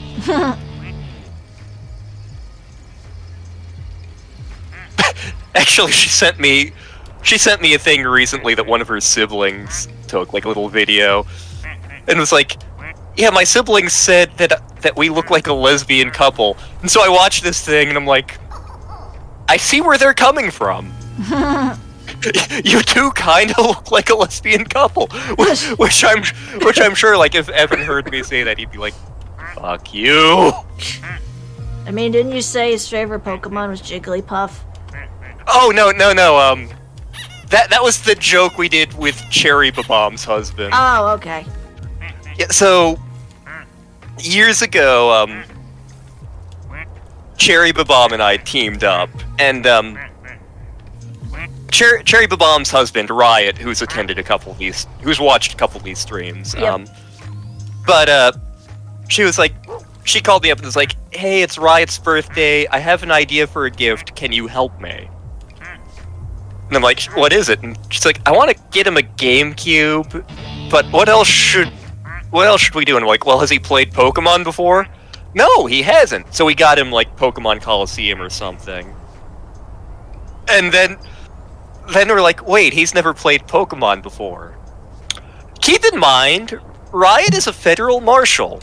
Before that, he was in the Marines. He is from Georgia. He likes his trucks and his guns. He is a manly man. So naturally, Jerry Bob and I are like, how can we fuck this up for him? So one of the things she does is she bedazzles the GameCube. She bedazzles it with, like, hot pink glitter. And what's more, because we're getting him a Pokemon game, we're like, we have to get him a Pokemon that's his Pokemon. We got him the giant, like, 3-foot-tall plush Jigglypuff. Because we felt like this is the best Pokemon we can get for this guy. And she even took pictures of him with it, and his expression is just sheer, why are you two like this? Either that or I will make you pay. Yeah, it was.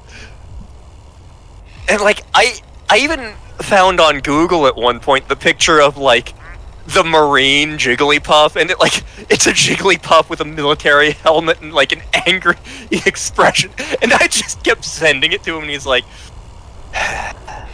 why? Why? Just why?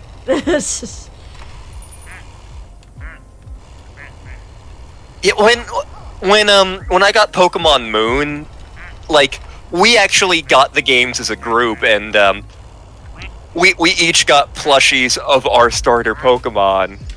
And so Cherry Babam was like, I'm definitely going for Litten, because Cat.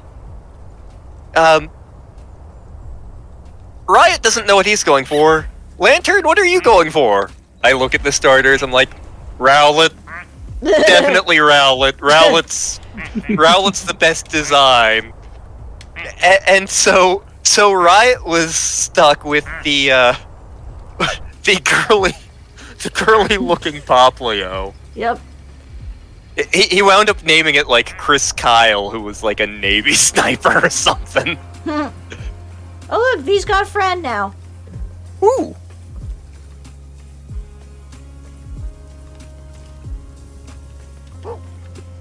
Do yourself a favor and don't look up what happened to Chris Kyle.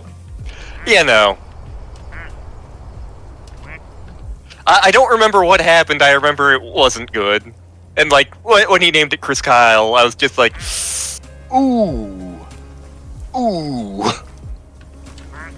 Hi, Daisy.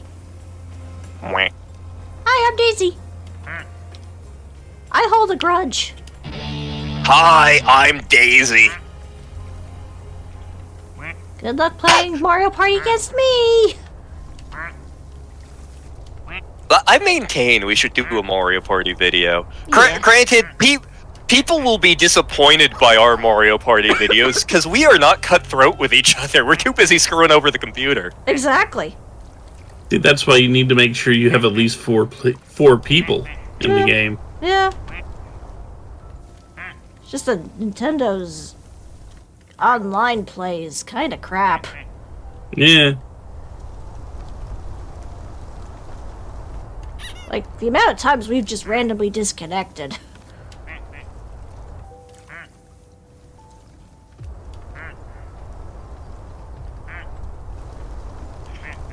I don't think they're going to do Mario Party Superstars DLC, but I really want them to, because it just feels like it's a good game. I like it. I love it. It just feels like something, and I'm not sure what, is missing.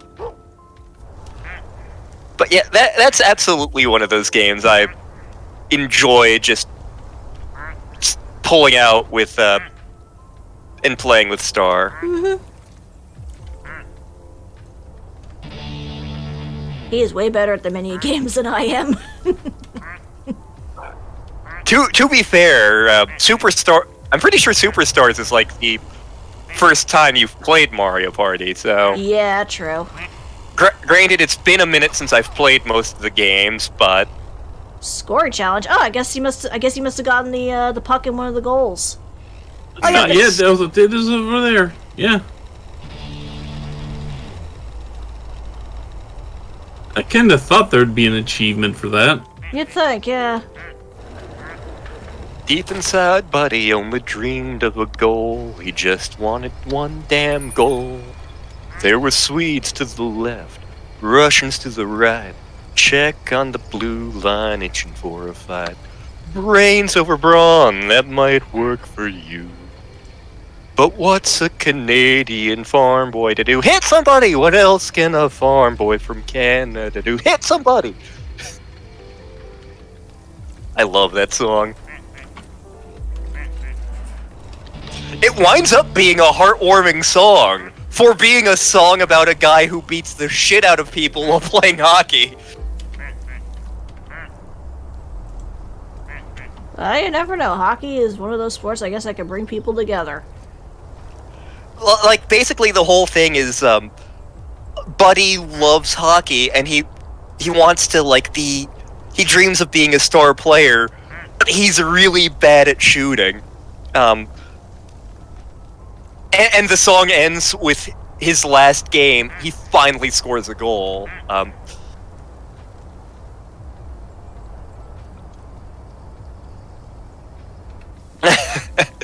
He was born in Big Beaver by the borderline.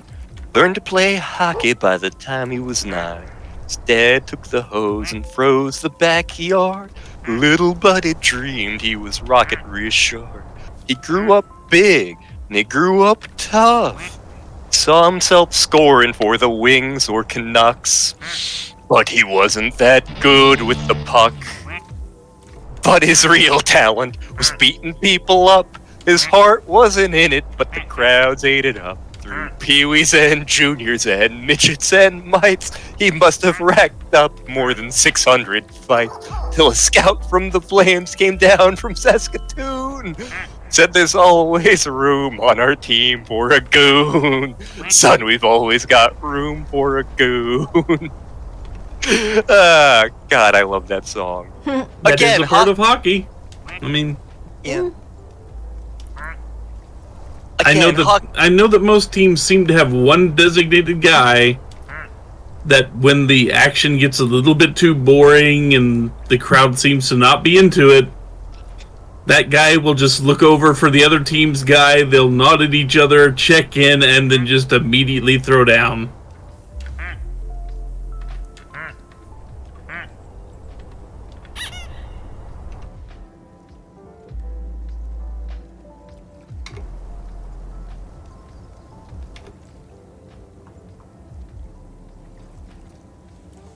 Like, I remember I remember a plot point in one of the Mighty Ducks movies was just like one of the members of the team was just really good at being really big and really scary. I think it was the one that couldn't skate, wasn't it? Yeah. God, I should rewatch that movie. I like that. I guess it just filled up fast, so he didn't even have to go out, so he just went like, oh, my work's done, bye.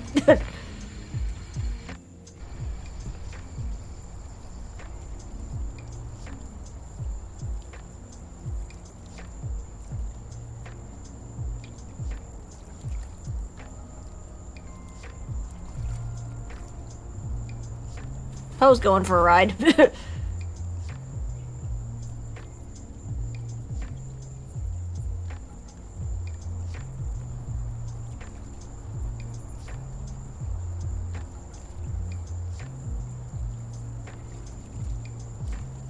And who do we have now?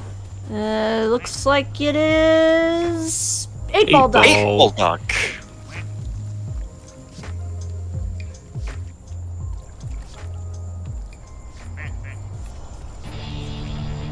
See, you started singing that song about the hockey player, and I could only think of Malcolm from The Arrogant Worms.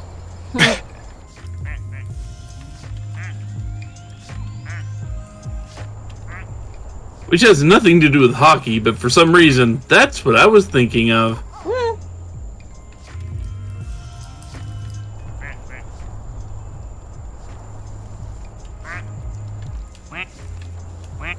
Looks like the sonifier went out.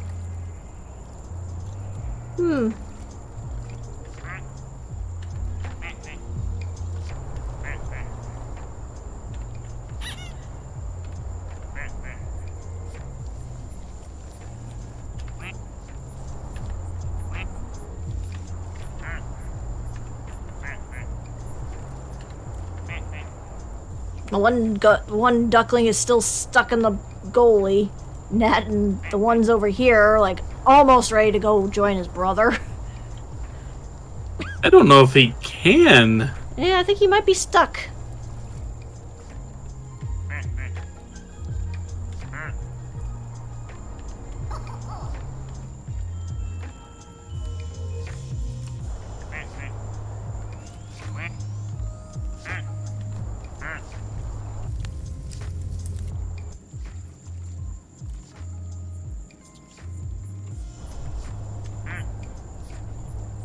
You know what would really be funny? If the cart was trying to pick up the baby duck that fell all the way down, but it just keeps falling back to the floor. Maybe. Because it seemed like he just phased through the lift anyway. Yep.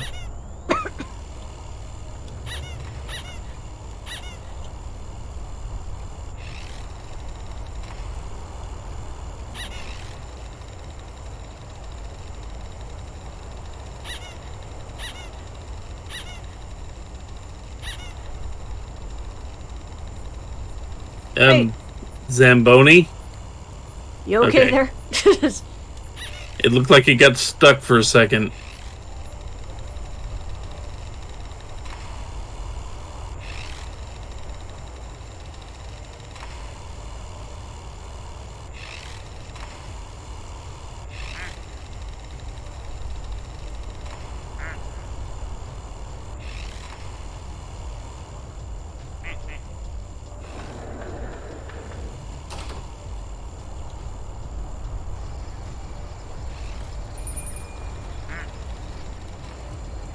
Going up.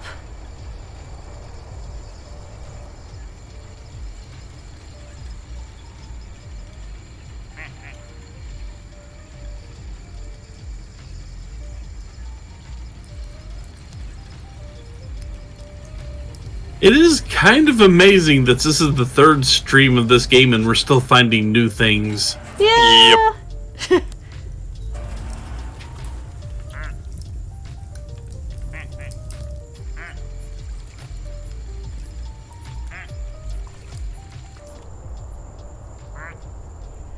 I do wonder if at some point we're gonna get a mammoth duck.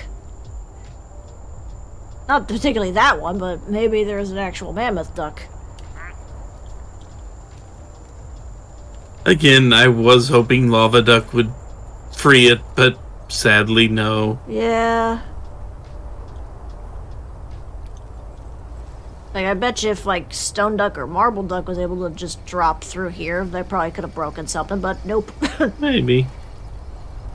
But then again, you know what would happen, right? Lava Duck would free it and then Chucky would come over and just pop the sucker. Yeah.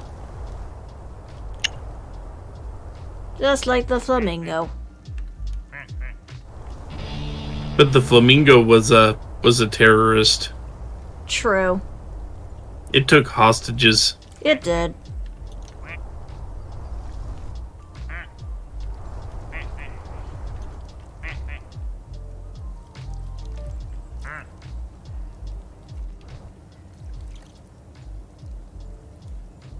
Still good with your marshmallow out there? Looks like Just checking. I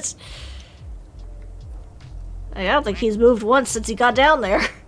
No?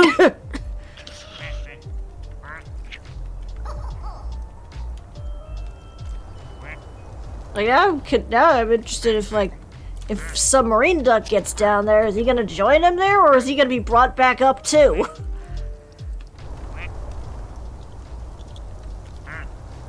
Very much a wait and see. Mm-hmm. I didn't realize that the bottom of oil spill duck is still got the paint on it. Yeah, still a little bit dirty there. Yep. Hey, Oka-san.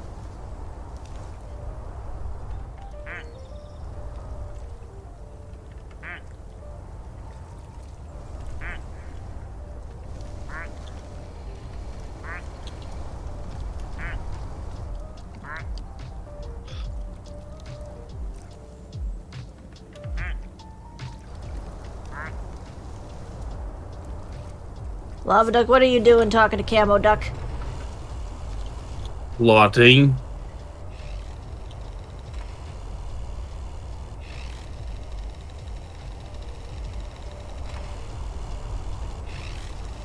Oh, that wasn't Oka-san. That was Odo the whole time. Huh. See, Oka-san's over there. Oka-san's on the ice too, but...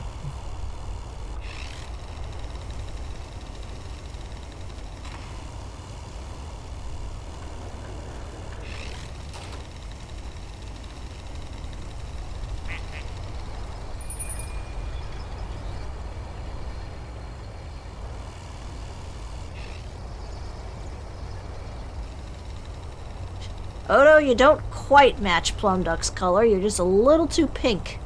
Yeah, no metallic sheen to you.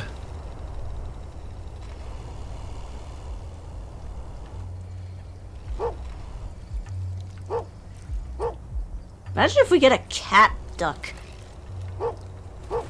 Then Ducktoven's gonna be very busy.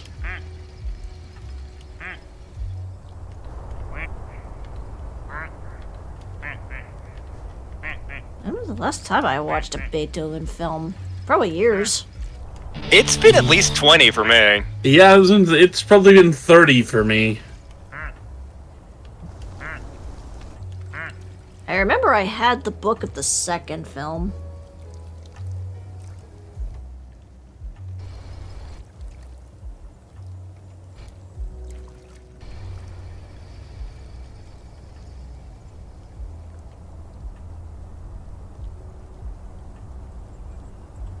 And our next contestant...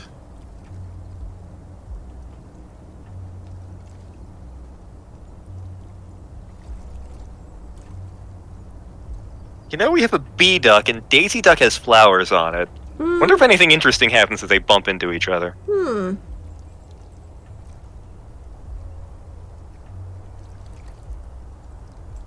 New duck! Yeah, let's see, what are you? You are...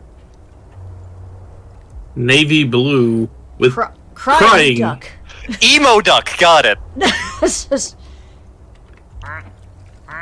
God. He's got very deep quack. I remember I was at William and Mary, and one of the concerts that came to campus was My Chemical Romance. I did not go to this concert, by the way. I just remember it being there because a bunch of my friends were going, including the tennis player who I briefly dated. There we go. But yeah. Like, I went out to get ingredients to make pizza that night, so I'm walking back from the Food Lion. Because that was when that store was a Food Lion. Meanwhile, Suraht's like, fucking Food Lion what? No, there were food lines in Oklahoma.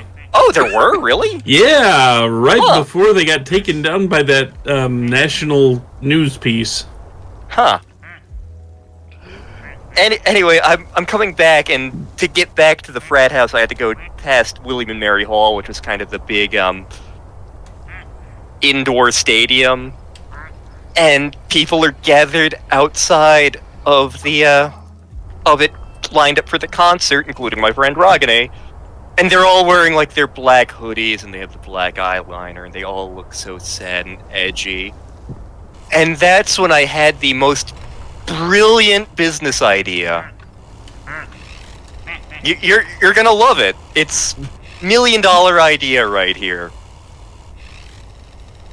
The emo petting zoo. You know, people come in, they give their money, and they pick up some snacks, and like they go up to the nicely contained crowd of emo people and like give them a snack and give them head pats and be like, "It's okay. I know things seem sad now and things are rough, but they will get better." You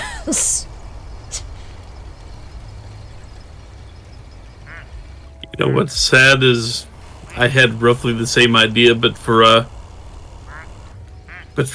Magic the Gathering players.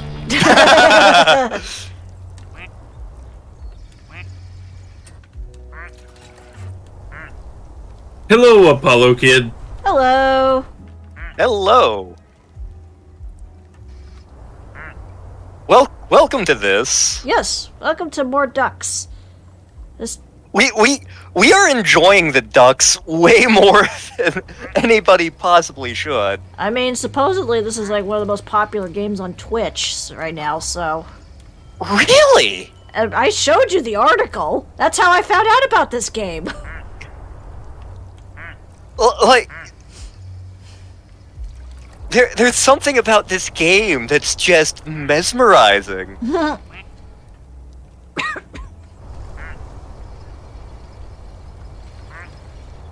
I couldn't tell you what it is, Yeah, but I know it's there. yeah.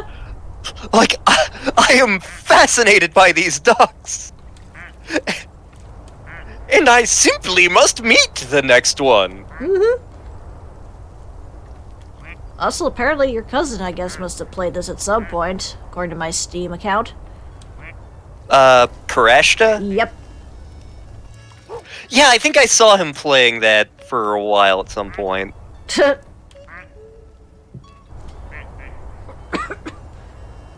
Because he streams full-time pretty much now. Yeah.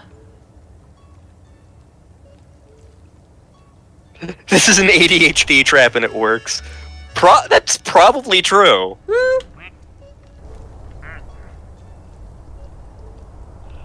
Duck on Ice and My Chemical Duckmans are having a butt off. I was about to say, are they about to have a duel, like water pistols at 20 paces? Are you implying... That would be the other duck. I was gonna say, are you implying that they're gonna pee on each other? No! That's not at all what I was implying. Well, you said water pistols, and they're butt to butt, so... No, when you duel, you start out back to back, and then you walk out however many paces, and then you turn and fire. You assume these ducks can turn around.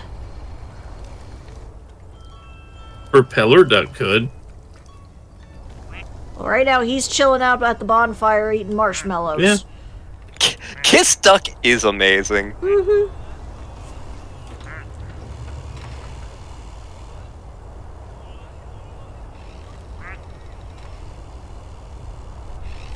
The Zamboni does its dirty work. Yep. And yeah, Flannel Duck is on fire again. Yep. Oh, I think Baby Duck went in there. Yep, there he goes! Oh no, we're Another Will he one. stay in or will he fall out? We'll see. Well, he's being watched by Poe and Sans, so... Oh, he's hanging in the... Nope, there he Yep, goes! there he goes. He goes off to meet his brother. His Fucking brother will be fantasy. waiting for him at the bottom of the mountain.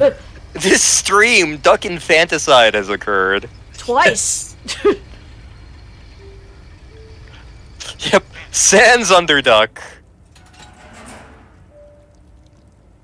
Hey, kid, you ready to have a bad time?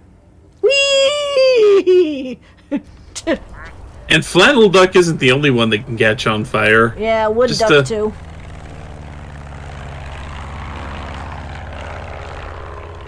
The plane! I remember we had the Daffy Duck parody of Fantasy Island on VHS for a while, which really was. I had that VHS. Yeah, it was just a collection of old Warner Brothers shorts with a framing device, but it worked. Yeah, that's what happens when you fight Sans. You die a lot. Mm-hmm. I mean, you die so much that they have special dialogue for when you cross the 100 fight threshold. Yeah. I don't think I made it to that point. I think I killed him before that. I know it took you quite a while to do that. Yes, it did. You saw my last video where I pretty much just lost it. Yeah, yeah. I didn't even do the genocide route. I don't have it in me to do the genocide route.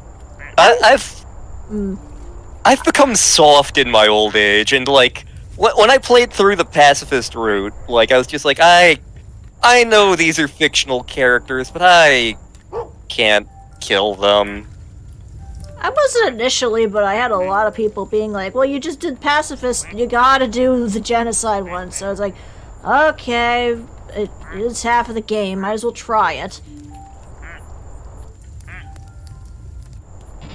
The first time I played Undertale was for the Let's Play that I did with Lore. And I kind of got the message they were trying to hammer home with, the whole, you only go back and do these things because you want to, and it affects these characters. And I went, okay, point taken, I'm done with the game. They got their happy end, I'm happy.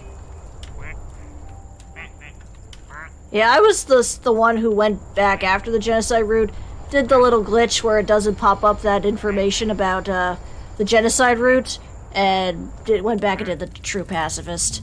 So it's like, there. When I got the game for Courage, I also got it for my sister, but she hasn't played it yet because she's busy wrangling small children, and I do not blame her. Like, we talked about it the last time I visited her, or one of the last times I visited her, and she's like, I haven't played that Undertale game yet, and I feel so terrible. And I'm like, you're wrangling 3 tiny humans. I get it. Hey, Believe me, I get it. But, when I got it for Courage, like, he doesn't know, he didn't get very far in it. He got caught up at Dogme and Doggeressa. But, he doesn't know how to do the genocide run necessarily, but he's like, anything that comes in front of me, I'm just gonna kill. And I'm like, wow, that's harsh. These characters have personalities. Oh yeah, don't care. Killing them all. And yet he was the one who gave me such grief about killing that plant monster in Space Quest 2. Look, Swamp Thing is his favorite, okay? Oh, hey, the hot tub fire went out. I know, right? I don't know if we can restart it either. It looked like it burned down coals, too. Yeah, it looks like it.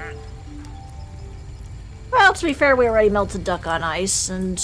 Yeah. Lava duck is just hitting everything. Gay right stuck.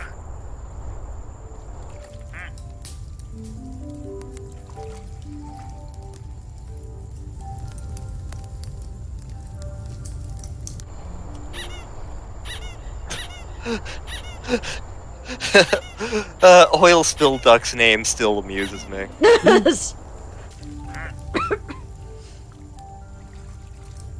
I mean, our other choices were Exxon or BP. Yeah. Yeah. Yeah. The captain asked for one on the rocks while the third mate followed his command. Oh, God. John McCutcheon. Oh, looks like Odo's your fan now. There can be only one, whack! That's fine, he did And as you said that, he flipped back to lava. Yep. Yeah, you better run!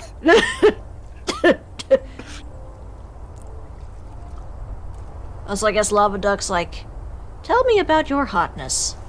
Hey! I actually just told Queen Server about the time Myron the Magical Gay Egyptian Wizard made me think I had a stroke.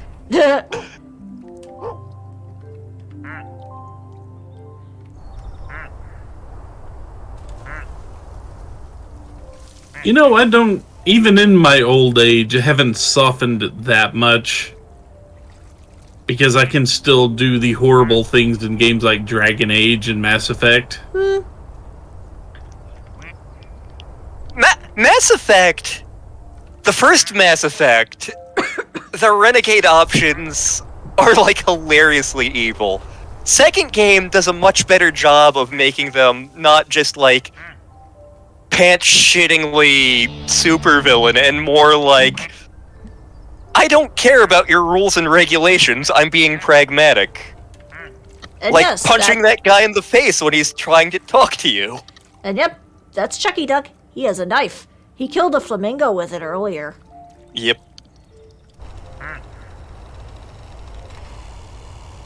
Wow, Lumberjack really wanted to go in. It still kind of amuses me that I can look back on that Let's Play I did of Dragon Age Origins over a decade ago and remember how mad I made some people. We have, Star and I have been bouncing the idea around for a couple of years now of us doing an LP or stream series of Dragon Age. Just because the only times I've ever experienced it, I was with the great and mighty Ed, which means I was very drunk, so it's kind of a blur. If you do, remind me to let you know about the infinite money glitch. Okay. It's an exploit more than anything. But almost right at the beginning of the game, if you don't mind spending some time, you can basically buy items at one place, turn them into something, and then sell them literally across the street from where you buy them for more money than you paid, and just slowly work up a fortune that way. There's a trick in FF9, and I think also in Chrono Cross like that.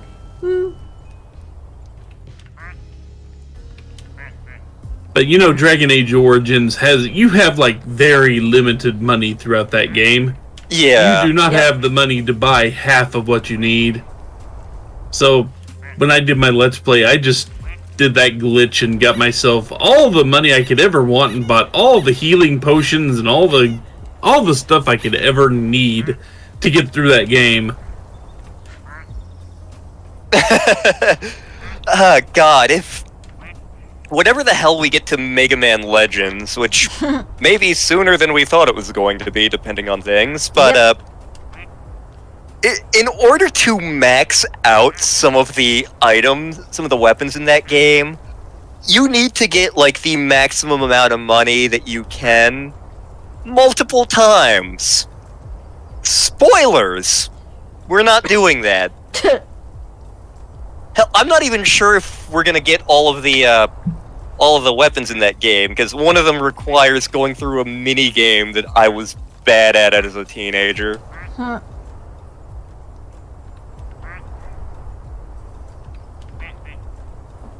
How familiar are you with the Ultima series?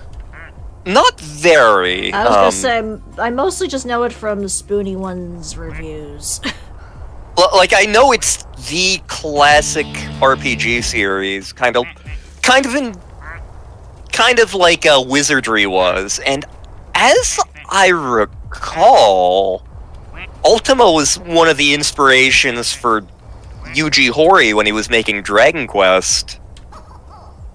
Probably. But, Ultima Exodus, which was the third one in the series, came out on the NES. They actually ported Ultima games to the NES and SNES to varying degrees of decent. The Ultima 3 port, mixed bag as far as porting goes, because they took out a few NPCs because of cartridge limitations.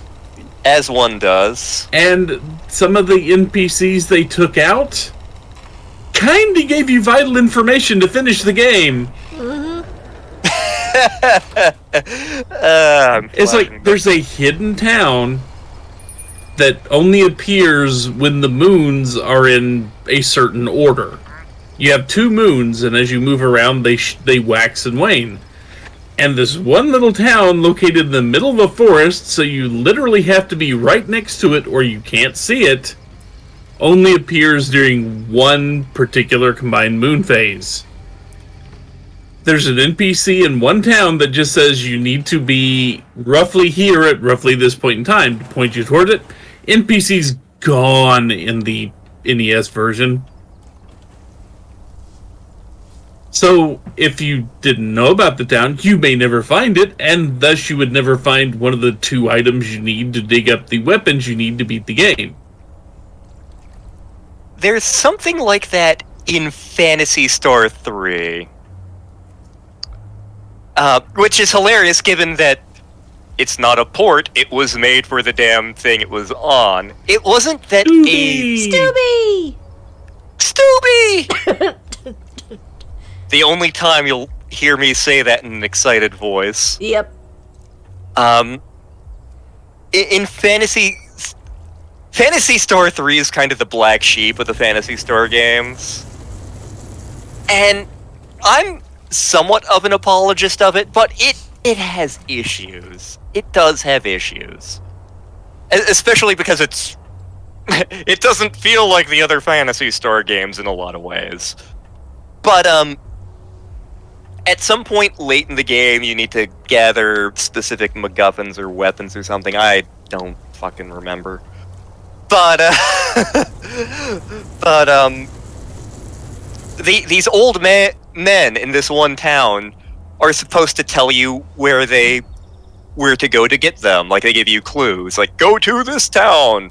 Go to the mountain of blah-de-blah, you know, that sort of deal. I don't know how they screwed this up. I genuinely don't. Like, it was a localization issue that they screwed the pooch on royally. One of the guys flat out tells you the wrong place, and there's no way of knowing this. Luckily, Sega caught it fast enough. They didn't catch it early enough to reprogram the game.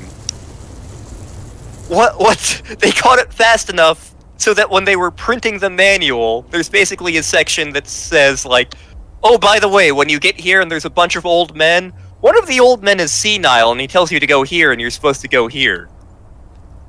Like, if you're playing the game for the first time and you open the manual to that section, you look at it and you're just like, the hell are you talking about?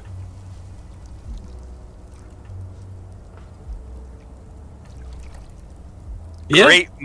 Great moments in game design. So, I got sidetracked when I was mentioning Ultima Exodus because we were... There goes the puck!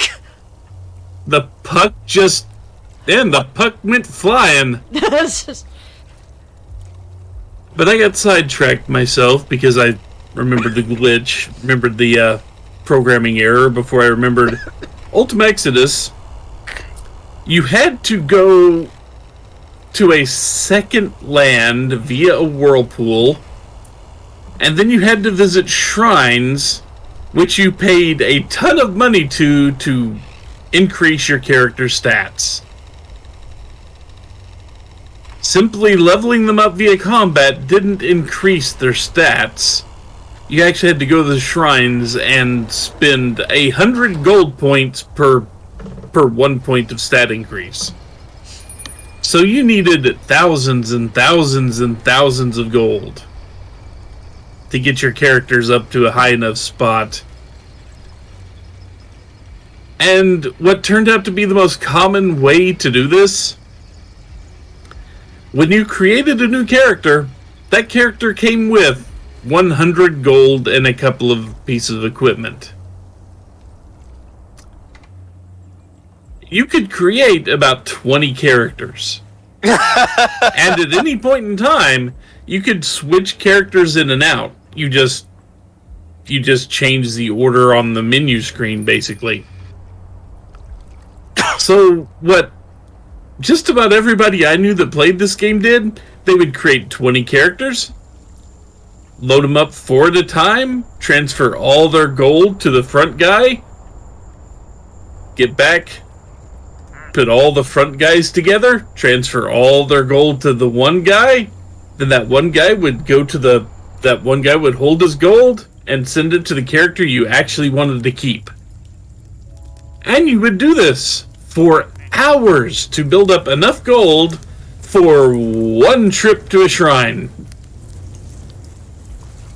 Yeah, I guess Doobie managed to get the furnace relit there. Looks like it. Good job. But no, you would do that for literally hours because there was no other way to actually get gold within a reasonable time frame. We are going to have fun with a particular game later, and by fun, I mean you're going to be so angry. All the time. Yes. If we get that Yes, far I in that am. series. Yes, I am. Unless you're talking about something other than what I'm thinking. Should I put it in the Discord chat? If you wish. Sure.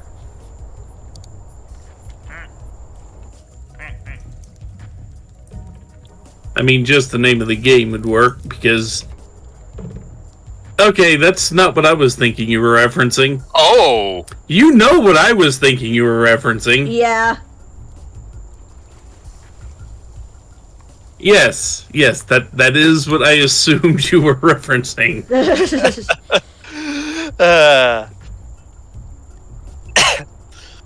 Yeah, we have an idea for an LP series on Suraht's channel, which may go over the course of several games. It depends on how much we enjoy the first one, and potentially the second one. Game 4 is gonna be a ride. You know, after what I'm going to do to you Wednesday, I feel I owe you at least getting through one of the games without a problem. Like, I feel like the first game, you'll be like, this isn't great, it has issues, but there's something here. And you'll be okay with it. You'll be like, this is kind of generic. And we'll go to the second game, and then you'll be like, oh, my mistake. This is cat drugs. Although there is a plot point in the first one that is absolutely cat drugs. But yeah, after what I get to do to you Wednesday, Okay. I feel I owe that to you at least. I'm gonna be so angry in that video. Probably. Maybe you should have an angry orchard when we do it. Just have one on hand. Yes. Corn dogs and green salad are going to be the least of your concerns. It gets worse than those. Yes! At least in my opinion, it's going to get so much worse. And I think Stars knows some of the ones I'm thinking about, too. Probably. I remember looking at the list at some point.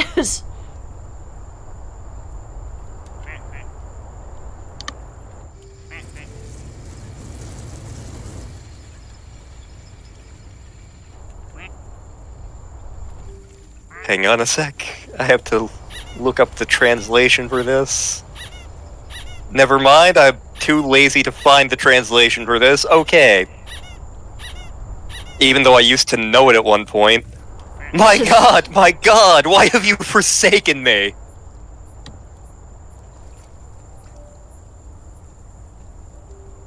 I know it's Eli, something Sabactify or something.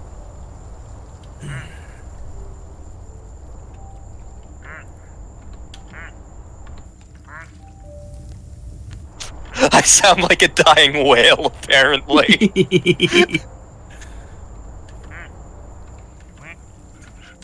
Not gonna make the obvious joke here. Was the obvious joke about Star Trek 4? No. Okay. I've yet to see any of the Star Trek movies. That's right. Remember, every other one is good. The in-between ones, cat drugs. Star Trek 3 is okay. Oh, we got a new duck. It's Chuck the Duck. It is Chuck the Duck. So we have Chucky and we have Chuck.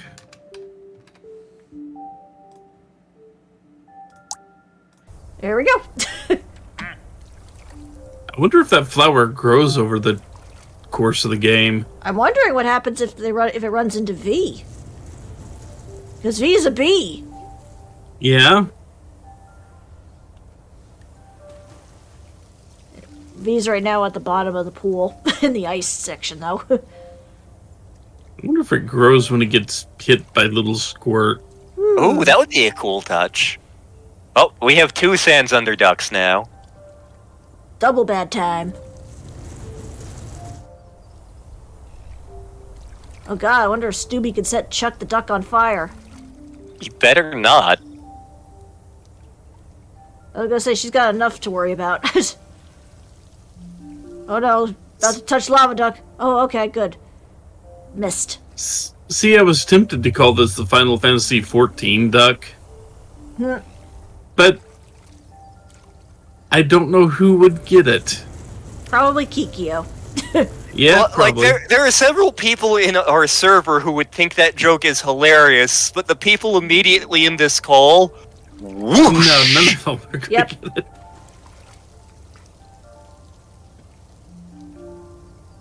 We have been discussing Summer of Square games behind the Mhm. scenes. Yep, we might have an idea of what we're doing for that stream series. And you've been tormenting me with one of the ideas. That idea,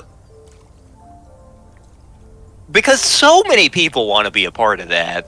So many. Yeah. I'm genuinely not sure how to approach that. Yeah, I figured you guys would get around to Final Fantasy 5 or 6.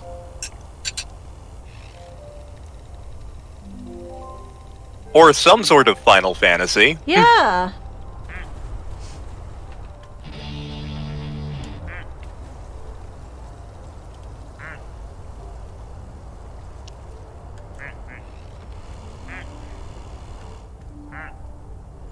I think you both are familiar with Final Fantasy X, aren't you? I've completed it. Lantern did a little bit of it. Because I have the attention span of a ferret. Also, it didn't run amazing on my computer, but what I played of it, I was digging. Well, I do have the PS2 version. I do have the backwards compatible PS3, so you want to See, I actually like Drown Ball. I can't take Drown Ball seriously, and it's all 8-bit Theater's fault. Yeah. It's not the fault of Final Fantasy X. Final Fantasy X did nothing wrong with Drown Ball. 8-bit Theater, though. Yeah.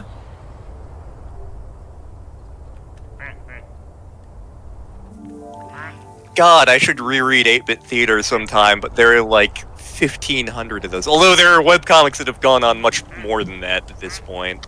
I know I started to look at it, but I didn't get very far.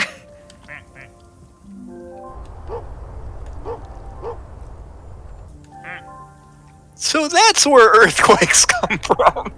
Just Feeling fine!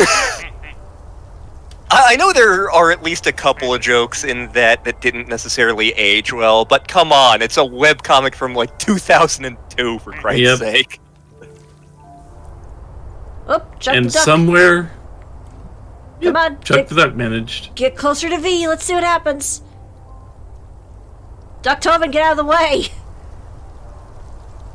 And somewhere in this house, I actually have a couple of t-shirts from 8-bit Theater. Whoop. Come on. You're so Get your close. dog duck butt out of the way. Here Thank we go. you.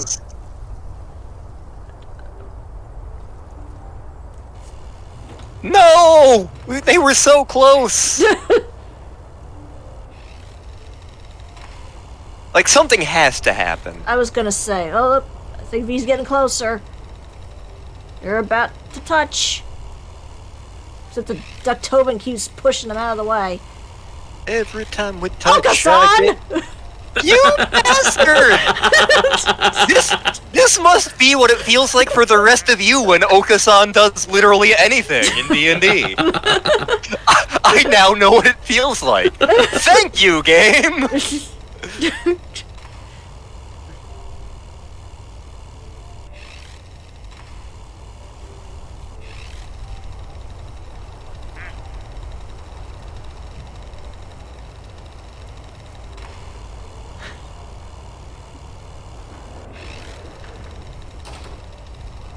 I'm still looking forward to moments in Bastard Smalls when the plot will Thicken. encourage, shall we say, Sai to go off the chain a little bit.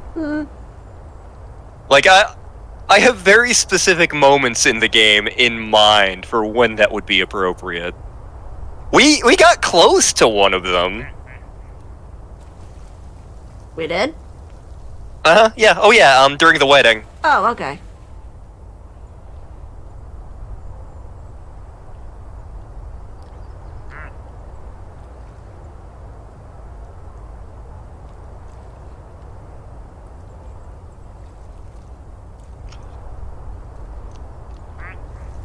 Like there was a thing I read recently, where it was like a bunch of memes about the Princess Bride, and one of them was talking about like how awesome Inigo's revenge story actually is on so many levels. And like one of the things they talked about is like in so many stories it's you've taken everything from me, I have nothing to live for. In Inigo's case it's you have taken everything, there is nothing left to stop me. Mm-hmm.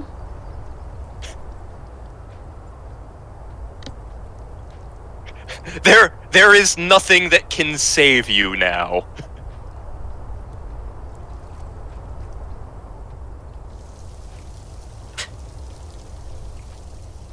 Little Squirt, quit spitting on V. Spit on Chuck. Wait, what? I actually need to water Chuck a little later. Yeah, Luckily, Chuck's very resilient. yeah.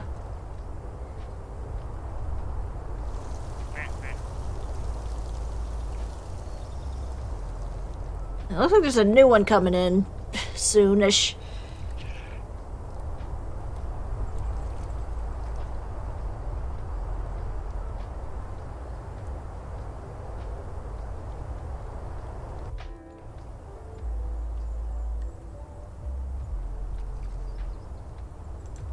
Oh, you're getting closer. Hang on.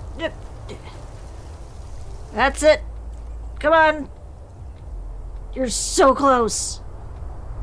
Yep. Oh, Leopard come on, duck. leopard duck. Push into Get the 8 8 ball. ball. Book. 8 ball in the Come side on. pocket. Chuck, where are you going? Okay, maybe the Zamboni will work its magic a little bit. Yeah.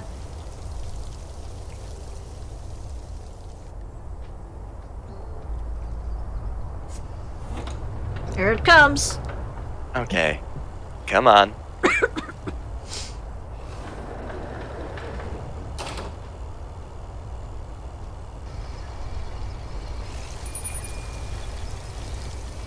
Oh, I guess enough went in there that it left. Okay. Alright, fine. I'll just check out who he dropped in here. Who dropped in? Gingerbread, it looks like. Oh. Oh, yeah. So it did. Oh, my gumdrop buttons! Not the buttons! Not the gumdrop buttons! Oh, they're getting closer. Oh,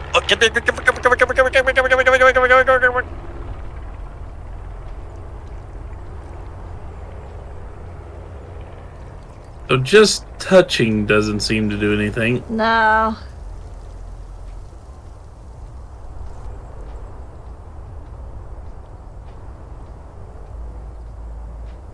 Maybe it does need to be squirted. That's a mean, sentence. I mean, little squirt's been squirting.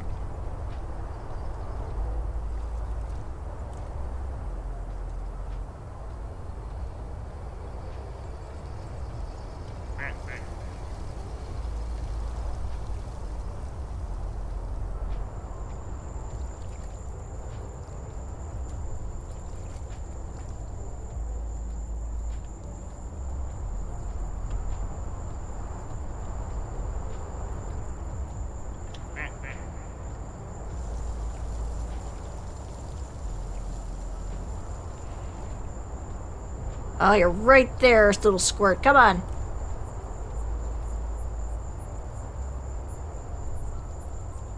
No, no, no.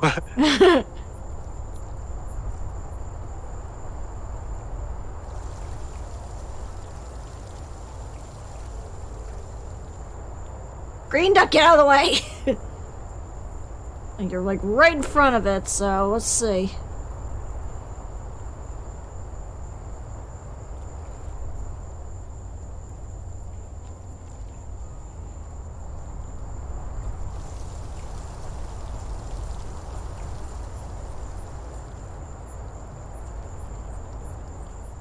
Didn't seem to do anything. Yeah. I'm not actually hitting the plant part, it's hitting the duck part. I wonder how precise it would have to be.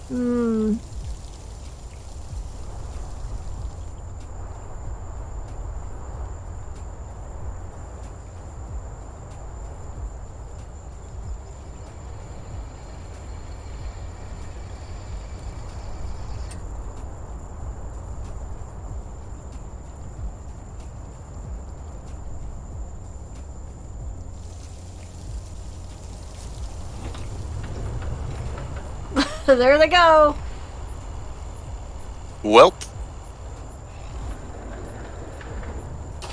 And again, the Zamboni comes out and is like, well, I didn't have to do a damn thing.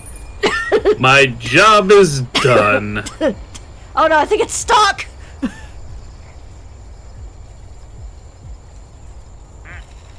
I think it's stuck! It does appear to have been stuck on the ice there. Oh, it corrected. Okay.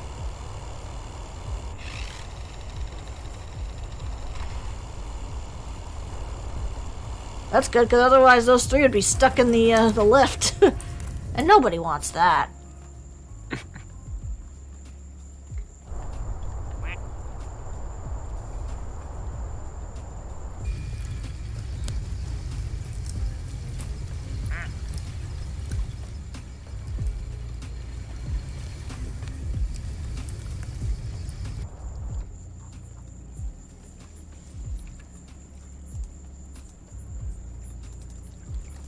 Darn, I was kind of hoping I could steal his hat or something.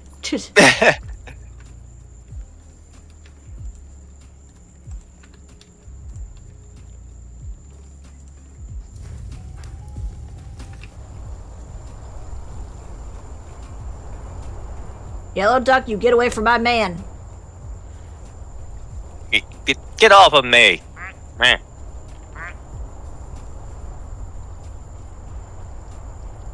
That's my tiger. Meow.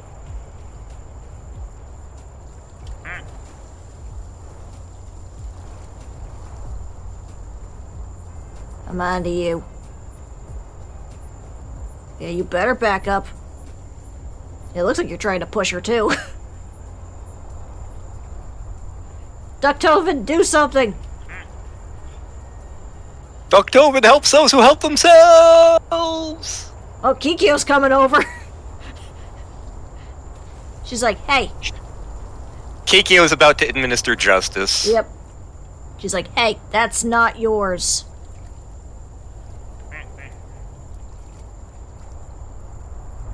Nope, you're still shoving her.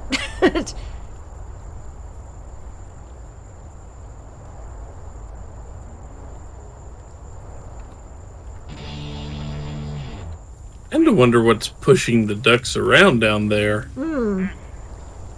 The mammoth.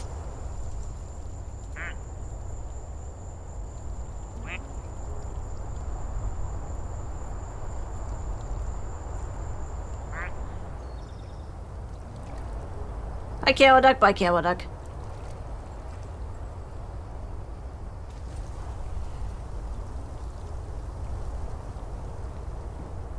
There we go. We're getting a bit more distance now. Oh, Yellow Duck won't let up. Go away!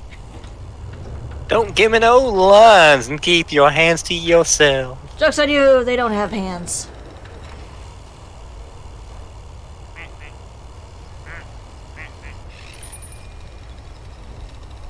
My job here is done. Yep, I guess there was enough going up the lift anyway.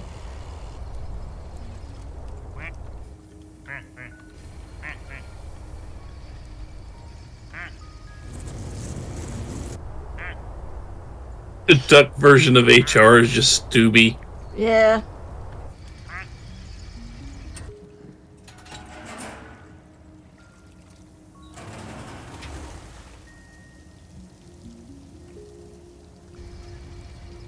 Oh, hi, Sans.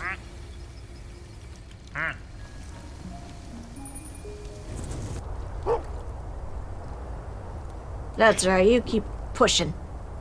Roll over, Ducktopin.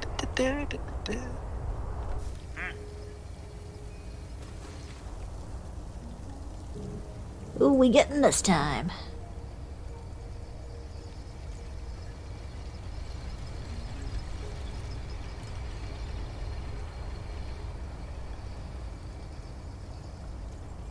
Here goes Stooby.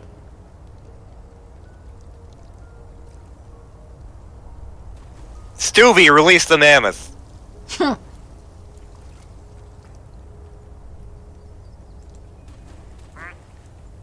It's Kintsugi Duck.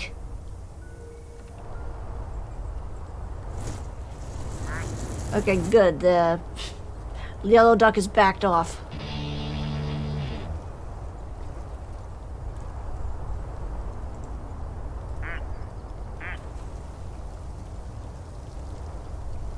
Seriously, I hear that guitar riff from Kiss Duck, and I feel like it should be the guitar riff from, like, the opening riff for Paranoia by Black Sabbath.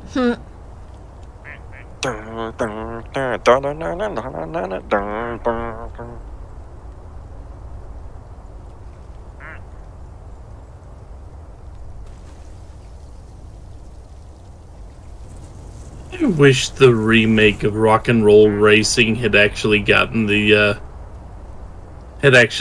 approval.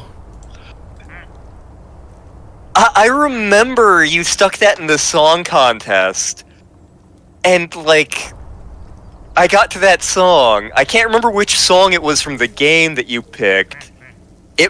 Was it Paranoia? It should have been. Yeah, and I was like, wait a minute. This isn't a video game song. What is happening right And I now? went, yes, it is. Like, I messaged you about that one specifically. It's like, song 37? What the fuck? It's like, yes, it is from a video game. I am surprised you did not know of this game. I would love a remake of that. See, someone actually tried. And I actually own a copy of what they actually had on Steam before they were forced to pull it down. That's a shame. But the problem is they didn't get Blizzard's approval to even think about it. Mm-hmm. So Blizzard had none of that. At one point, like, I came up with like a list of like various rock songs that I thought would be good for a shoot 'em up or a racing game. I think I could expand that list now.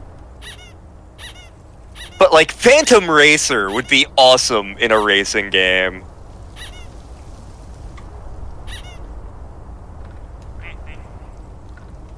Surprisingly enough, I don't think The Distance would.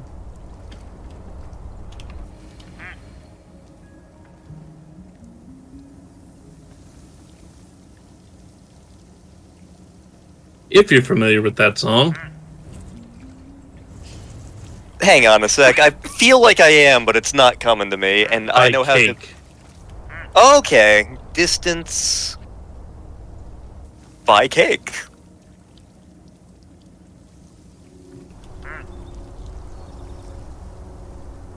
I mean, the song is, at least superficially, the song is about a guy running around a racetrack. I'm pretty sure you can find many, many more meanings than that in the song lyrics, but superficially, it's about a guy running laps around a racetrack. I remember this song, and yeah, it would be bad for a racing game.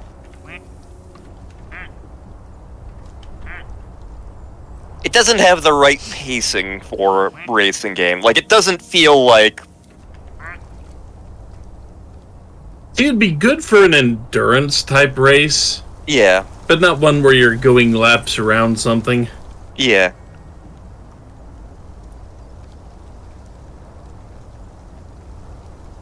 I feel like it would work for, like, Grand Theft Auto as well, for some weird reason.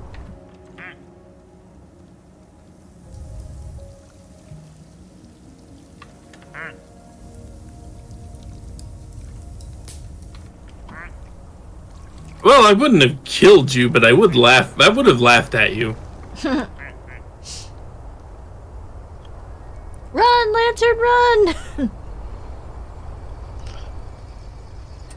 I don't run, I saunter. Hello there, the V. Bitch! You are a fuzzy guy.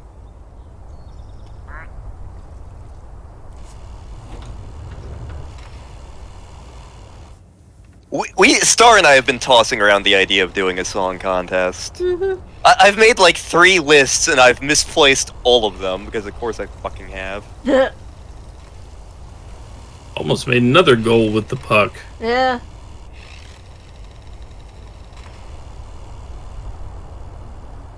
Oop, got 4 in there this time.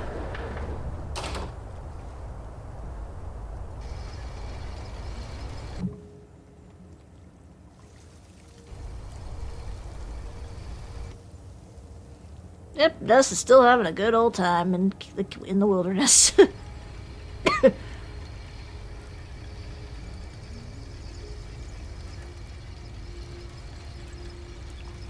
You know, because whenever we actually do a song contest, that LP will have gone up. I can finally change one of the ideas I had on the list to another game that I feel like makes for more interesting. Oh wait, I think it is actually starting to grow a little. Maybe it's just hopeful wishing. Maybe. It looks a little taller.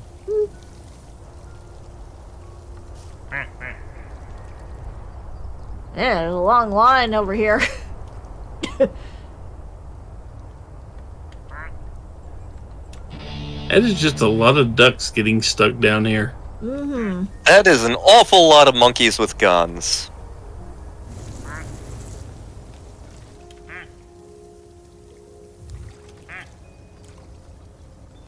But yeah, especially because of how much you absolutely loved that section of Control, Mage. How much you absolutely loved that section. If you'd forgotten the music, I would have laughed.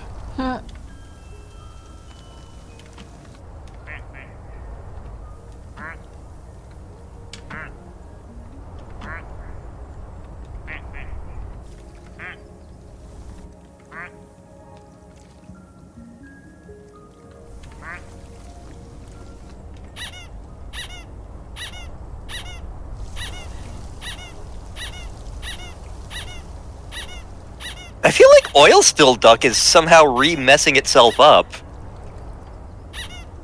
He pooped himself. He pooped himself. Well, maybe if it spends time out of the water, it slowly regains its slick. I pooped myself. Oh, Lantern's hanging out with Oko-san. How ironic. And red green. Yeah? Do do do do do do do do do do do do do.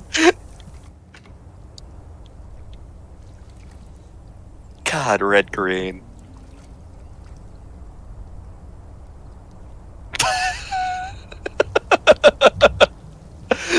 I've got requests in the server for me to moan harder.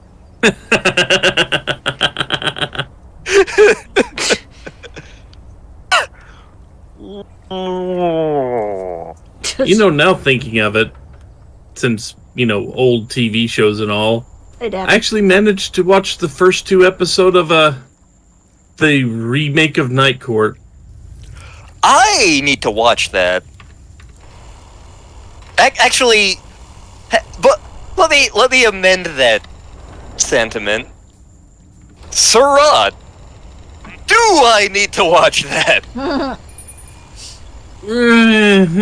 Maybe.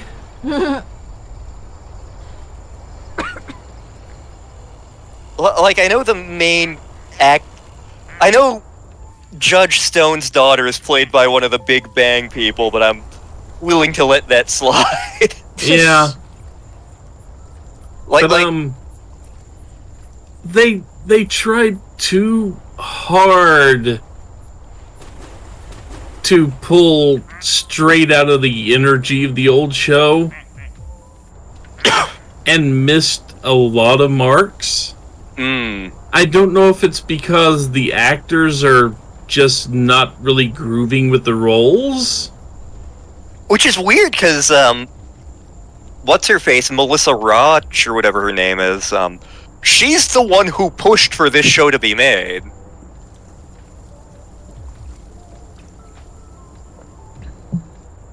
But it's just the actors outside of Larroquette, and even he's having problems because he's in a different role than he was. Yeah.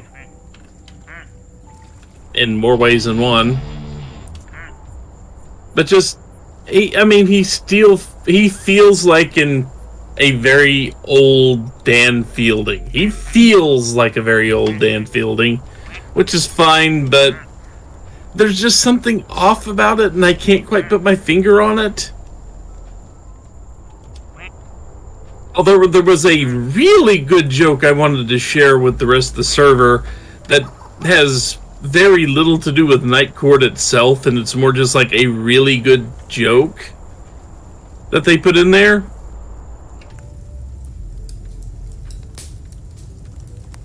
Which I will save it. I will just say that it involves baseball mitts. Oh god. I just realized what I hope happens in at least one episode of Night Court.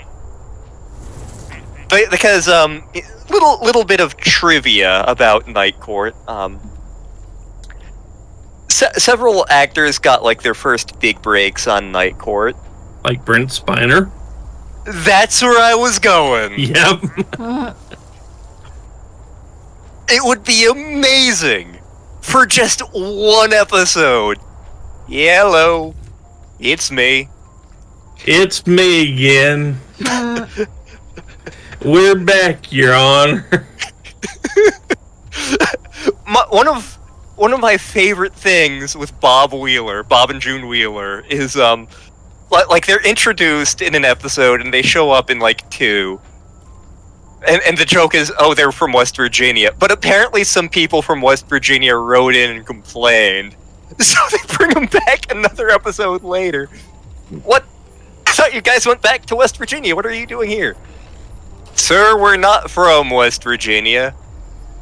We lied. And we done perjured ourselves. We lied too. It was the most exotic place we could think of. So where are you from? Can't you tell by the accent? You mean? That's right. Yugoslavia. It's just one of those jokes that is such they are daring the audience to complain about that. Yep. They're like, they sound nothing like Yugoslavians. What are you gonna do about it? But though one of my favorite really dumb jokes they came up with involved the Wheelers. June is busting out all over. If you know, you know. Yep.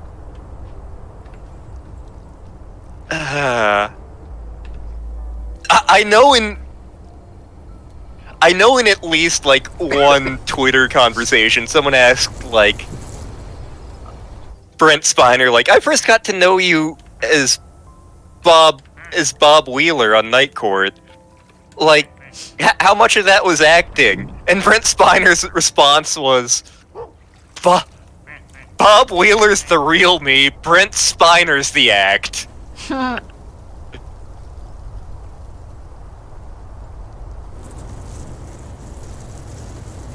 He was gonna be a regular on Night Court, like he was all set to join the main cast, but then he got cast as Data in Star Trek, and he was like, well, that'll only last one season, and then I can go back to Night Court. And then it didn't. 8 seasons later. To be fair, he was the most popular character. Yeah. For good reason. Up is no.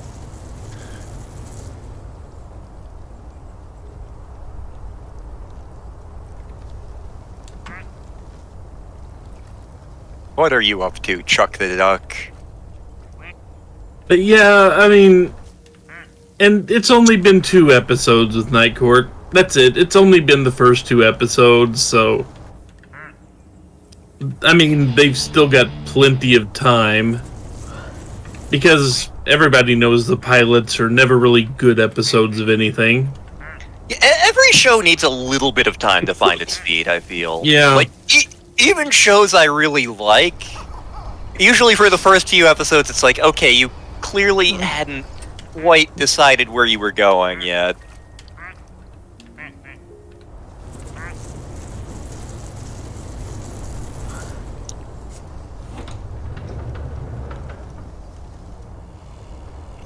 One thing I am disappointed in so far, nobody has made any mention of whatsoever of a bull. He went back to his home planet. It wasn't his home planet. He went back to somebody's home planet. Yeah, he went back to the two old dudes' planet. Jupiter.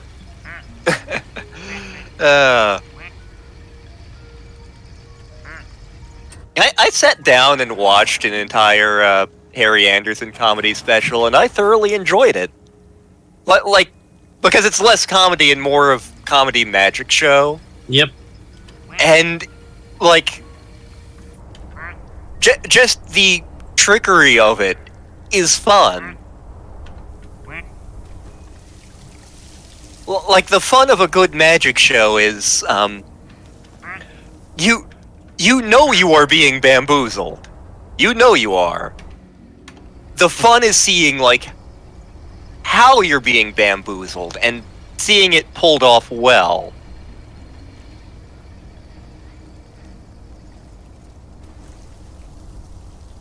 And heck, even in some of his bits where he's allegedly showing you how the trick works, he promptly pulls out another trick in the midst of showing you how the trick works. Yep. So it's just like, wait, what just happened? Oh my, what's happening?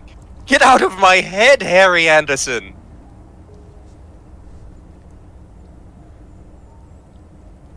Yeah, one of the writers of the second Ant-Man movie was a huge Harry Anderson fan. So, like, a lot of things that happen in that movie are influenced. Watermelon duck. Watermelon duck. Watermelon duck, yeah. WATERMELON. What's that spell? Watermelon. There we go.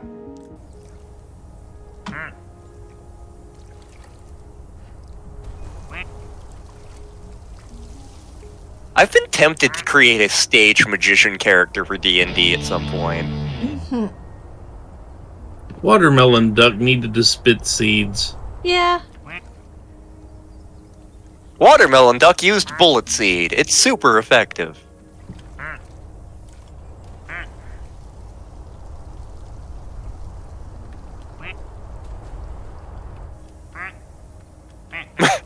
Poor stone duck.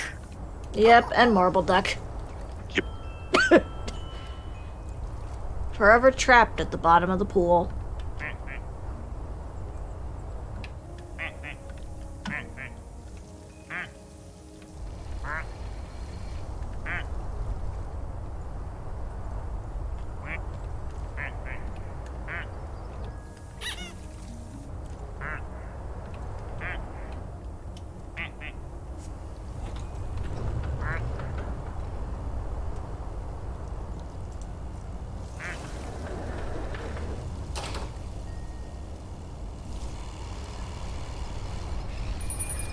Oh, I guess enough went in there, so it didn't need to Yep. go.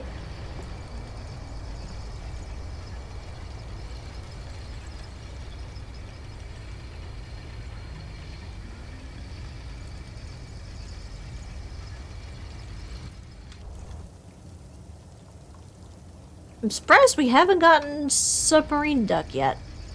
Yep. Oh, with so many options. True. Like, how many left do we have of this one? Let's see. 1, 2, 3, 4, 5, 6, 7, 8, 9, 10, 11, 12, 13, 14, 15, 18.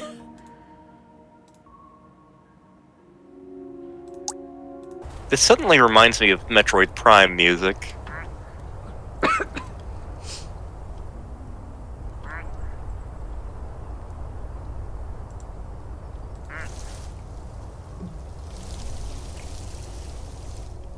Now one duckling, that one little survivor is just hanging out in the goalie net. My siblings have been murdered. Yes, once by my mother and once by Sans Underduck.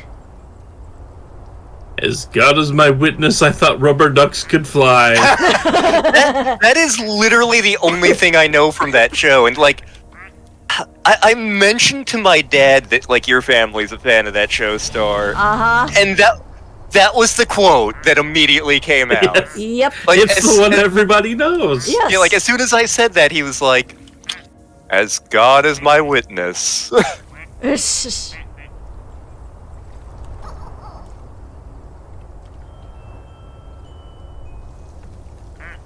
If you know nothing else about WKRP in Cincinnati, you know that scene. Yep. I also know that the reporter dude was the voice for Bernard in Day of the Tentacle.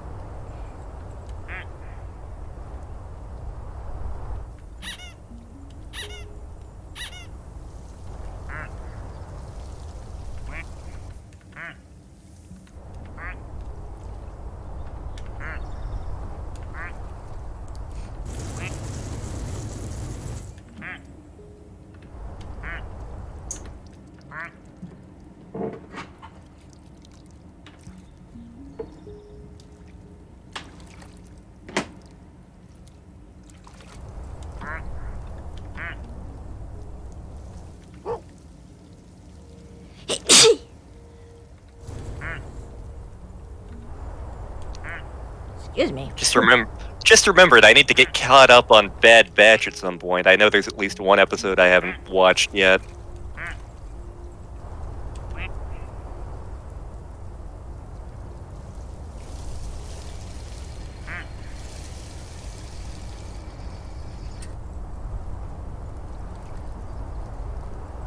Meow.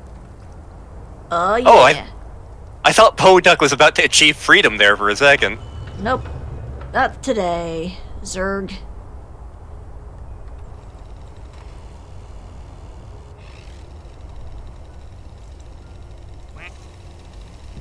You know, Zamboni, instead of pushing all of them towards the gondola, you might want to push a few of the ones that are stuck next to the ramp. It's very confused about what it wants to do. Little Blotto, can you tell me what I should do with my wife? I was thinking high finance. God, I wish I remembered that entire quote. Wayne!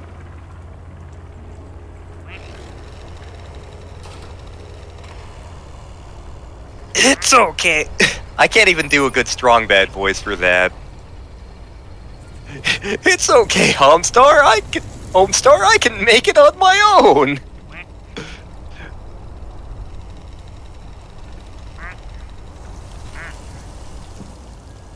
Homestar Runner is like 20 now, isn't it? Yep. A little bit God. older than 20 now, actually. God damn it. It's funny how much of like those random internet things I remember, and it's like, wow, those have not been a thing for a long time. Like Dr. McNinja or 8-Bit Theater.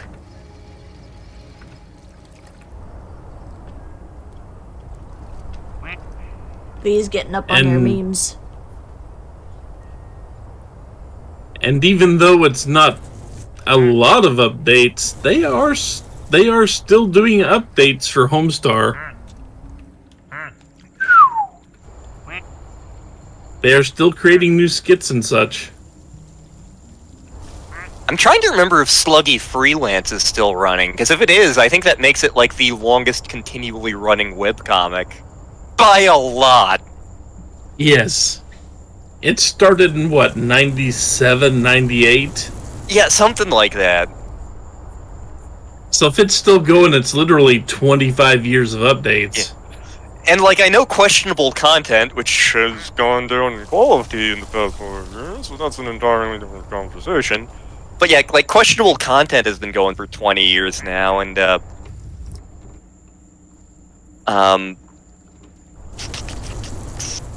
El Goonish Shive has been going for like 20 years. Least I Could Do has been going close to 20.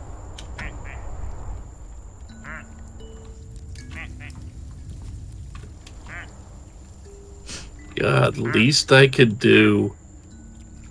I remember trying to read that one. I read it for a while in college, and then, like, after a certain point, I was like, you know, this is kind of, not great. I don't think I need to read this anymore. It was also the same joke over and over. Pretty much. And then the joke was, the main character's horny. That's Yeah. it. Now it's based, like, every so often I'll look at what's going on in it. And it's just like, oh, it's whatever random soapbox the author is on this week, and yeah. Mm-hmm.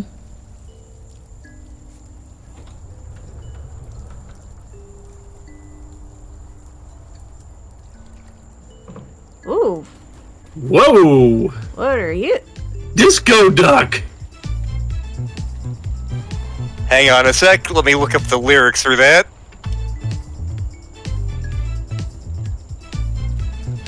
Went to a party the other night. All the ladies were treating me right. Moving my feet to the disco beat. How in the world could I keep my seat?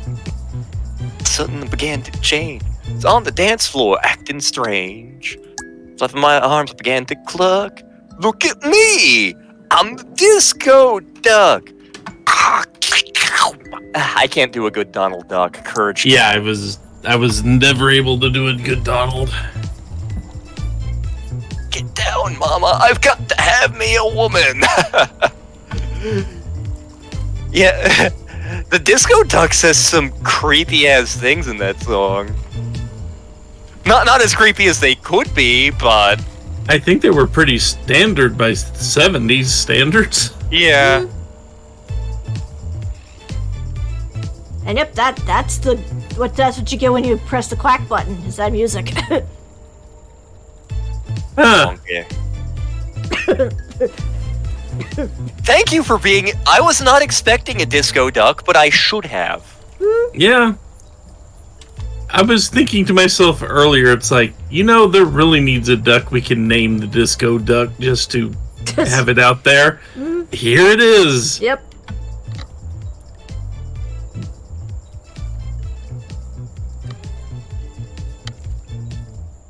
Disco is not a genre I'm hugely familiar with. For some reason, the song Disco Duck amuses me, as does the Bertha Butt Boogie. Just... Everybody loves friggin' Stayin' Alive. Oh, look! Chuck blossomed. Chuck Block! Oh, yeah, it's got a little smiley face on the daisy. I wonder how that happened. Maybe it was just over time. Maybe. Maybe now V will be interested in Chuck. Eh. Once, they're in a spot where they can actually meet up.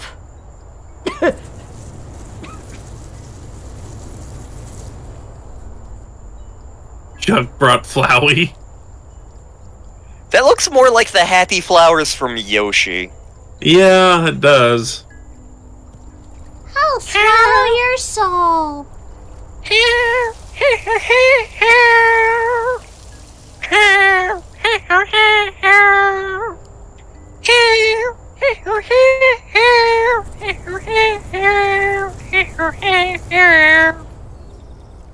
Right now, Although- millions of N64 owners are going, make the hurting stop!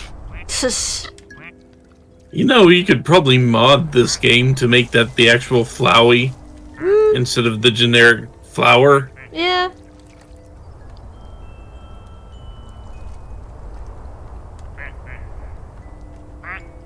Ezreal is actually my favorite Undertale character.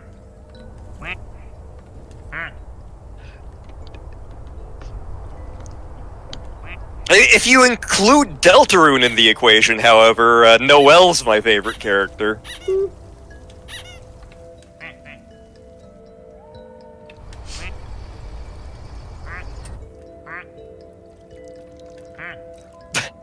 Yoshi's story is adorable. I remember that it was ridiculously short and pretty easy. However, I also know, if you do the Melon Challenge, it actually becomes a very difficult and challenging game.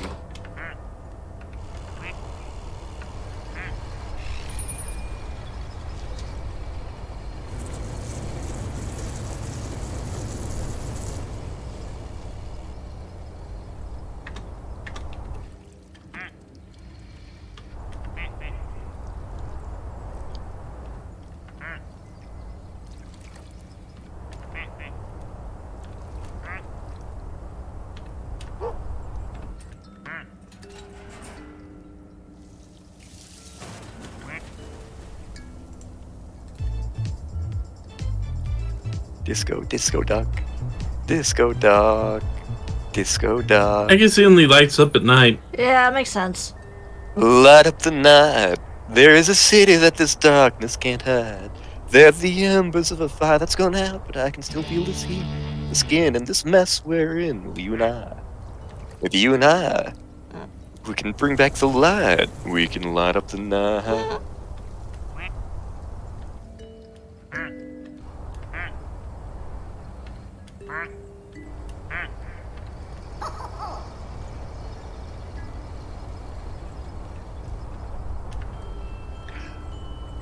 I love how both the Proto-Men and the Megas managed to create an edgelord version of Proto-Man and go about it in two entirely different ways, and they both work.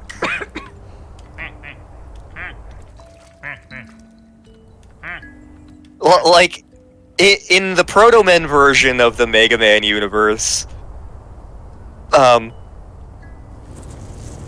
Proto-Man went down fighting Wily's forces. And, while he was doing that, he was waiting for humanity to rise up with him, and they didn't. And so he basically has joined up with Wily because he's like, yeah, no, humanity doesn't deserve saving. And throughout the song The Stand, you can almost feel him, like, pleading for humanity to prove him wrong as he's fighting Mega Man. Whereas, in the Mega's version of Mega Man 3, basically, Proto Man was a prototype with a faulty core, and basically Light shelved him and, like, took out his core along with several other spare parts to build Mega Man.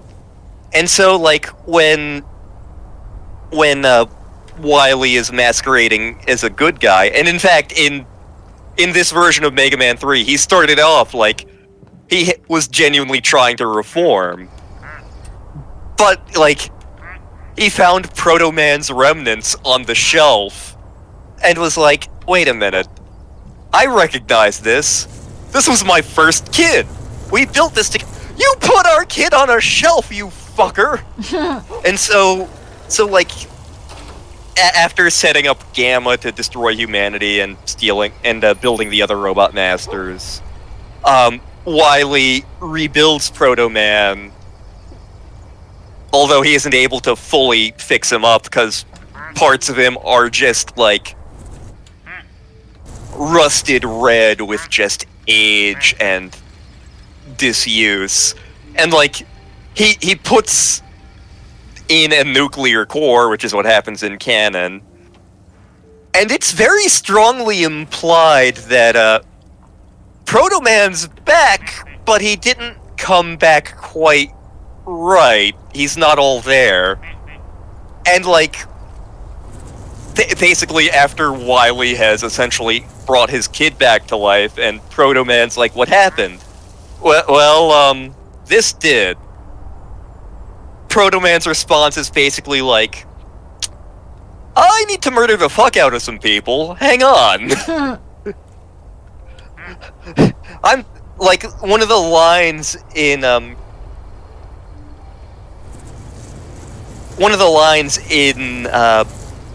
song I'm Not the Brakeman is, I had a name, my father called me Blues.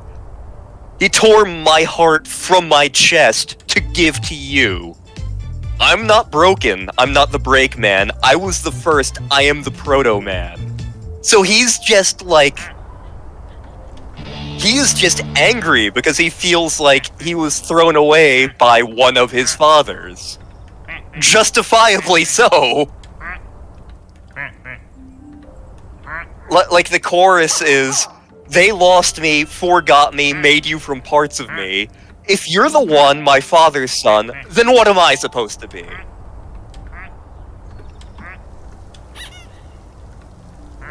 I like me some Mega Man themed rock music, what can I say?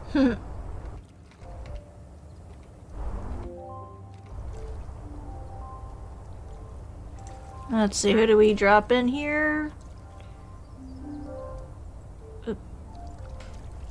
Oh, it's Ugly Sweater Duck, it looks like. Oh no! Yep, it's Ugly Sweater Duck.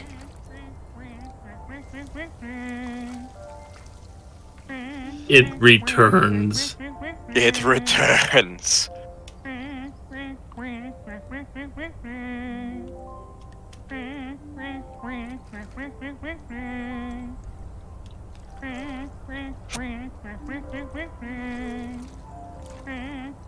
It's staring into your soul. I will have vengeance.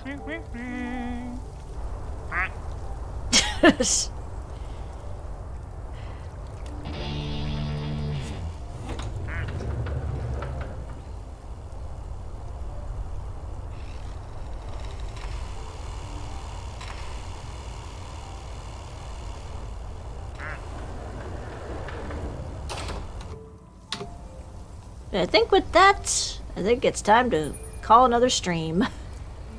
So we can still get another stream out of this. This has gone mad. Yeah? Oh!